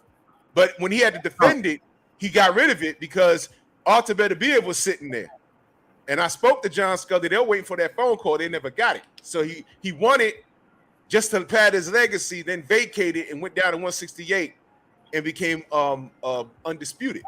And he still got dinner on his plate that he ain't finished. He ain't finished his vegetables. So, you know, we're still out with we're still trying to figure out what's good with Canelo. My brother Southern T just spilled into the building. What's good, bro? What's good, Drew? I want to talk to Tony, man. And I know Tony. Tony, how the hell you gonna stay? You guess about your pound for pound, Tony, and then say if they move up and get beat, they still in my pound. That's pound for pound, Tony. No, it's not pound for pound. Tony, pound for pound is if they at the same, if they at the same size, same weight class, who could be who? If a guy literally go to the same weight class and lose, that means he's not that good pound for pound, Tony. Incorrect. Pound for pound is hypothetically moving them up and down in weight. Here's the fact of the matter. No. Wait, something. Here's the fact of the matter, right? No, listen to me. I'm gonna look at you. I'm gonna say you probably weigh around like somewhere in between 160 to 180, somewhere in that weight range, right? Facts. You could be. Let's just put it like this. Let's say we're using us as an example for pound, right? You could be all the super middleweights out there and light heavyweights, right? But at the end of the day, I'm a heavyweight. Let's say you move up to heavyweight to fight me. This is no longer a hypothetical, are you in my weight class or not? Because you're at your best where you're now, 160 to 180. That's where you're your best. But you're moving up physically, actually, reality, to my weight class, the way I'm best. So if I knock you the fuck out, it's because you went up too big in weight, in reality, not hypothetically. Hypothetically would be, hypothetically would be if you were born a heavyweight and you were fighting me there where it's natural to you. It's not natural to you when you move up there. It's just Man, not. stop the cap. Stop the cap, man. Stop the cap, bro. Nobody's born a heavyweight. He's talking in circles, bro. I'm not. Nobody's born a heavyweight. Tony, let me ask you a serious question. Oh my gosh. Let me ask Tony a He's serious talking question. in circles, bro. He capping. Tony, you know Tyson that Fury, bullshit. yeah? There's He- got to he be one weighs- person who understands what I'm saying. What I'm saying is, Tony, if we realistically, Tony, I'm not, big enough to get up to heavyweight realistically. But what you saying is, if a guy literally is big enough to move up to that weight class and he do it and lose, then he's still in your pound for pound. When he literally showed you that he's not pound for pound as good as the guy, because he actually did it. He went to that guy's weight class. If you get to the weight class, that means you could make the weight. That means you at that weight class. Now you can say you might not be your best, but fighters, that shit interchange fight to fight. I might not be my best because I'm mad at my wife today. You know what I mean? It might not have nothing to do with you being a heavyweight. You know what I mean? But here's the problem. What you saying, Tony, you literally said, but by pound for pound, what it means is moving up and down in divisions, how your skill set translates. Hypothetically. But when you actually do it, it don't count. It's when I'm like, Tony, come on, man. Because Southern, listen to me, and Drew could tell you because he's another big dude like me, okay? Just because you move up to be a heavyweight doesn't mean you're going to have the strength. Doesn't mean that you're going to have the same speed me and him have because we're accustomed to this weight. We're used to moving it. You're not. You're going to be significantly slowed down by the weight you're putting on. Your endurance could be shot to hell because you're not used to carrying the weight. So now you're getting tired when you're used to not getting tired because physically the mass that you put on is wearing your body down because you're not accustomed to carrying. Well, that means pound for pound. That means pound for pound. I'm not better than you, then, Tony. Because I can't fight you at heavyweight. If you Exactly. That's the whole logic behind pound for pound. come down to my weight, Tony. If you come down to my weight, Tony, right, and I beat you, no, pound for pound, you can't fuck with me. It's just that's it. What it is. Like, you actually did it, bro. You proved we tried to do it, and it didn't work. So I mean, if I was to come down to your weight, just like if Drew was to come down to your weight, you would be able to beat the living hell out of us because we would be on our deathbed. We would be so drained physically trying to get that right. Okay. No, listen to me. That's why do you got heavyweights on your pound for pound list? That's a whole contradiction. How much you weigh, Tony? How much you weigh, Tony? I'm right now around like 215. 215. Okay. Me And and I'm you right weigh the now, same thing. I'm right now super big. I'm right now at 215. Tony, I'm 268. If we meet at 195, that'll be us fighting at pound for pound, some shit like that. That's what I'm saying. You literally got a guy moving up to the weight and getting beat, and you saying he's still better than him. I'm just telling you, when you're in Pound reality, for pound is everything even. So we'll meet at 190. We won't meet at 215. We'll meet at 190. I'll be 190. He's cooking himself, bro. it sounds good. How tall are you? How tall are you? That's not real. It's not real. You're not gonna carry certain pound for pound. Then why is there a pound for pound? Why is there a pound for pound list, Tony? Why is there a pound for pound list? Listen to me. To answer it. There's a pound for pound because if we made everything equal, it would be equal. But what I'm trying to tell you is, in reality, just because you put on weight, you're not going to be like you were when you were smaller. You're going to change. It's not the same. It's saying hypothetically, if y'all were both even, when you actually do it, Okay, your body is different. It doesn't react the Well, same. well, That's I know I could function in. I know I could function at 190, Tony. Like I know I could function at 190, Tony. So what I'm saying is that will be pound for pound for us, bro. Even everything equal. Everything like That's not necessarily true because we done seen guys that move from welterweight all the way up to heavyweight and become a champion at heavyweight. His name is Roy Jones. We seen Manny Pacquiao move from 118 or 120 all the way up to 154. That's not necessarily true, and he's still faster than most of the guys at 154. That's not necessarily true. How many Manny Pacquiaos are there? He fought in 8 different weight classes. You got a goalpost move for everything. Damn, man. You can't take an extreme as if it's a norm. How many 8-division champions exist? Did it happen? Did it happen, Tony? It happened. One time. Out of how many fights? Wait, hold on. Okay. But you're making semantics and reasoning. Come on, bro. You're making semantics and reasoning and creating BS theories and stuff and walking like it's true.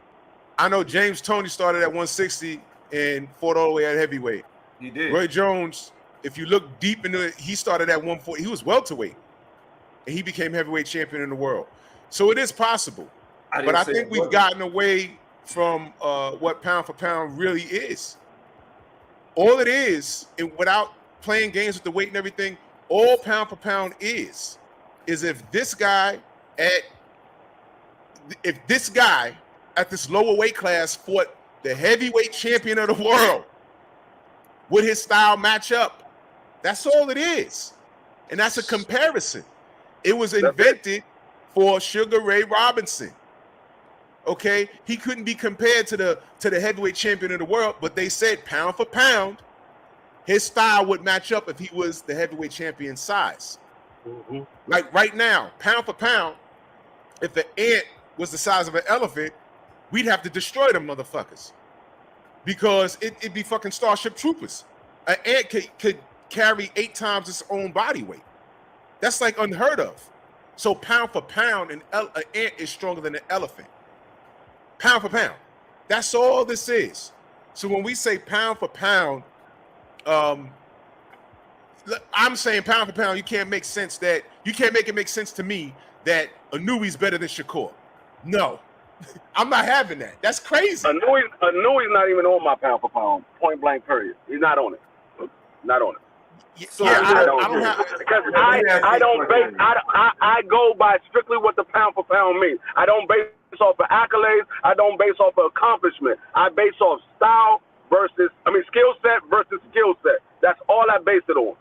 Skill set versus skill set. But here's what the disconnect is. Here's what the disconnect is for me.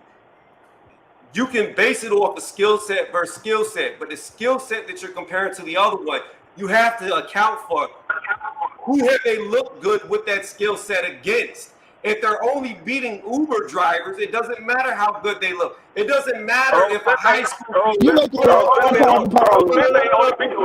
Let me finish saying this real fast, and then you got it all day. It doesn't matter if a high school team looks like an NFL team beating elementary school football team, because when them high schoolers get in there with an NFL team, they're not going to look the same. That's what I'm saying. Thanks for the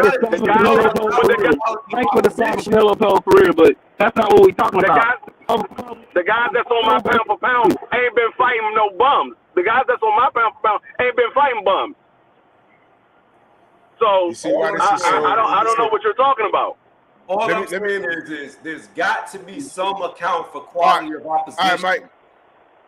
I'm sorry. Mike had to bounce. Quality of opposition has to matter. So here making up his own rules of how he goes. Quality of opposition does matter. Quality of opposition does matter, but not accomplishments.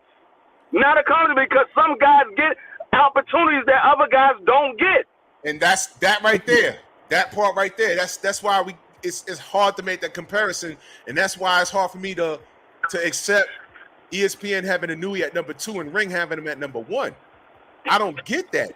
You can't make that make sense. That's a slap in the face. If you have Inoue at number 1, isn't that a slap in the face to Canelo, who has a lot of accolades by way of his accomplishments in the ring.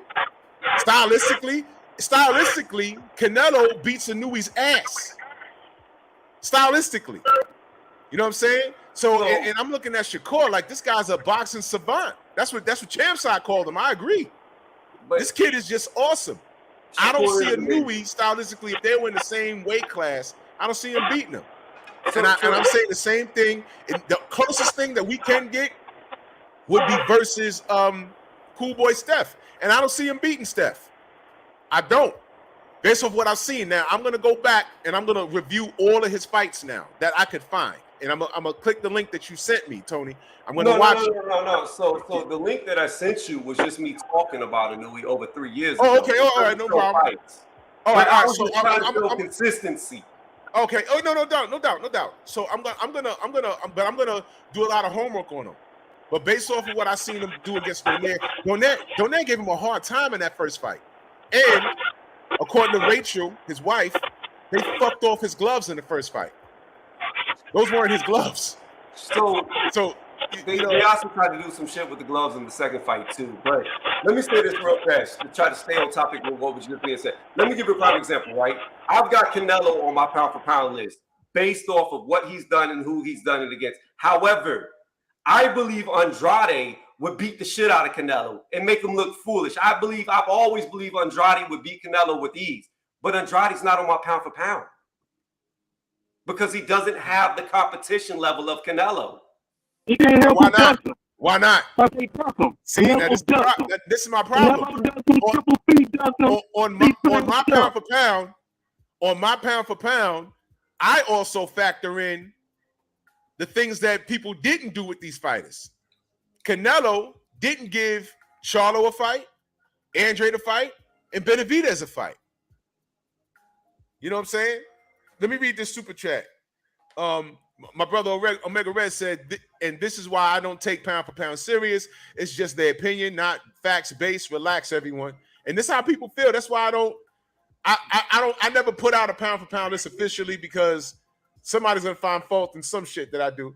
My brother Thomas in that super chat, he said, I picked the perfect day to come back to Drew's Morning Live.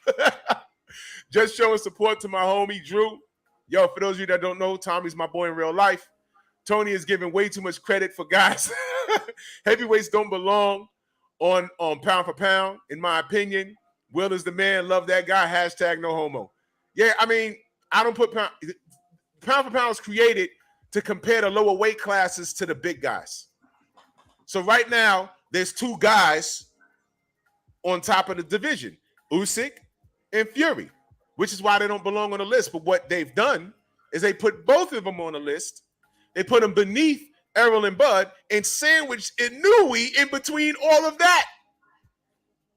That's my problem, bro. That's my problem. I just, if your argument was about like Josh Taylor or something, then I could start to agree with you, like where he belongs on that list, especially off his last performance. But again, I've been watching Inoue for like the last 3 to 4 years, and I'm telling you, he's a lot better than what you're giving him credit for. Like, he's a lot better than what you're giving him credit for. A lot better. No doubt. My brother Omega Red back in that super chat. He said, y'all trying to use logic on the fantasy. Trying to use logic on the fantasy. I mean, yo, man. You know what? I'm going to put out a pound for pound list. Y'all going to love it. I'm just going to put it out. Man. But I'm way into the general's time. My bad, y'all. This has been good. You know, show, Mike Biggs, y'all make sure y'all subscribe to my brother Mike Biggs Boxing. He had to go. He had a situation last week, but the family's cool. So I'm gonna go around the panel. Mo Boxing, my brother from across the pond, man. Let them know how they can find you, bro. Yo, this was a great show, man. You know what, Tony? You're entitled to your opinion. We're entitled to our opinion. It is what it is. We just have to agree to disagree. It is what it is. Thank you, Drew, for having me. You can find me on Mo Boxing on YouTube. I'm your UK brother, man. Bless up to everybody. Peace out, Drew. No doubt, fam. Tony, let them know how they can find you, bro. I don't shout out my channel and other people's channels. I don't do that. But I will say this to Will, ill will. We could talk anytime you want to. I don't have any ill will towards you. But if you ever want to do anything physical, from lifting weights, the basketball, anything, I guarantee you, track, sprints, I'll beat you in anything. I promise you. No, you won't. On that note, I'm done. No, you won't. No, you talking to a Marine, a two combat to a Marine who went all state in track and all state in football. You ain't gonna do shit. You just pro and get shoulder blades to your ass. You ain't better than me at shit. You ain't better than me at shit. Me and you weigh the same thing. You're not gonna do shit but get ran over. I'm faster than you. I'm stronger than you. I guarantee I can bench press more than you. So nah. Well, that's we can test that. We can put up videos. Yeah, we can damn sure do that. That's no problem. That's easy. We don't even have to be near each other to prove that. We can do that right now. Well, I'm in the car. Genius. So I can beat you in anything. We could do that right now. You could go to a local gym and record something, and I can record something like that. That's something we can prove right now. If you can bitch right now, don't embarrass yourself. Don't do it. But you're cool though. I don't have no ill will towards you. I don't have any ill will towards you. I was in the military too, by the way, so I respect that. I respect that. I was in the military too, so thank you for your service. So salute to everybody. Salute to everybody that served this country, because I was too afraid to. Fuck that. I'm allergic to bullets. Fuck that. I did a little law enforcement, and that was the extent of it. But that was the end of that. I was in the service myself. Big bro. Man, they can find me boxing matchups _Dwayne Freeman Monday through Friday, 2:30 Eastern Standard Time. I'm always talking boxing. I'm always dropping fight content. If you don't see me on the live stream, you will see a video posted. No diggity doubt, man. Salute to you. And last but not least, my brother Trail Well, brother. Let them know how they can find you. And people go on the internet and say anything. They can run faster, jump higher, do all kind of weird shit better than you.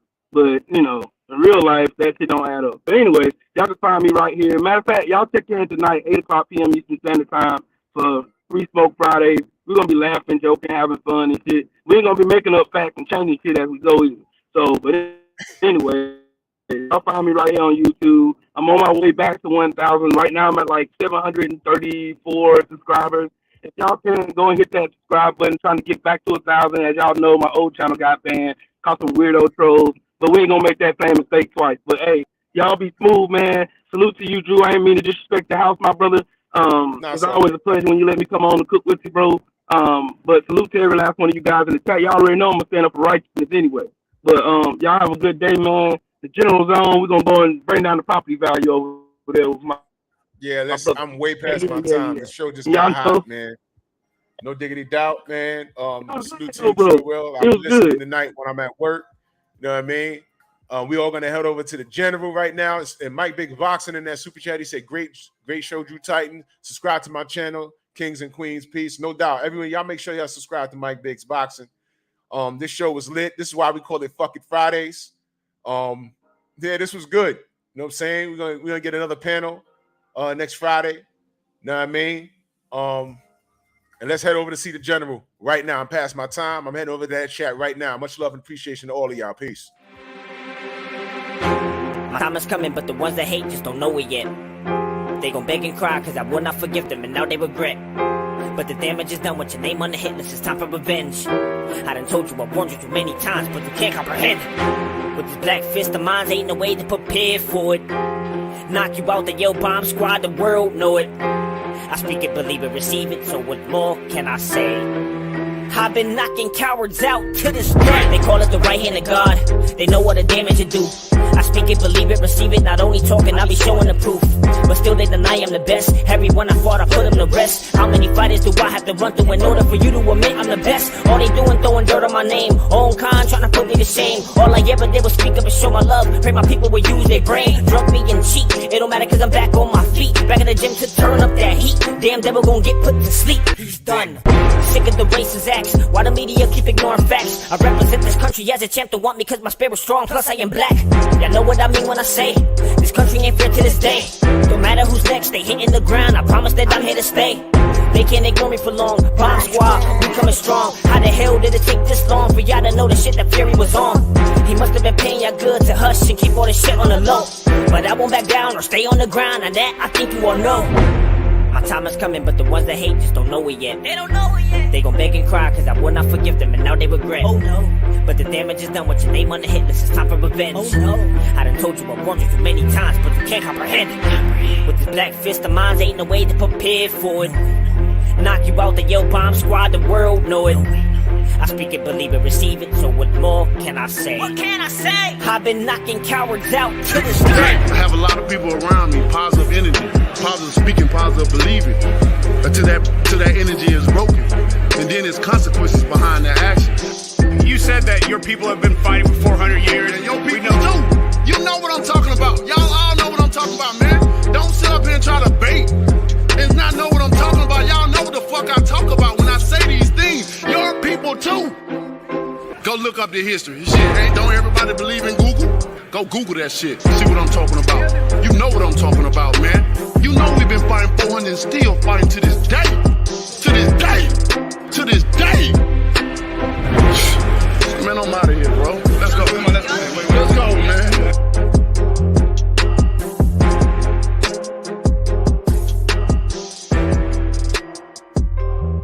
To this day. Move! Why are you gay? Who says I'm gay? You are gay.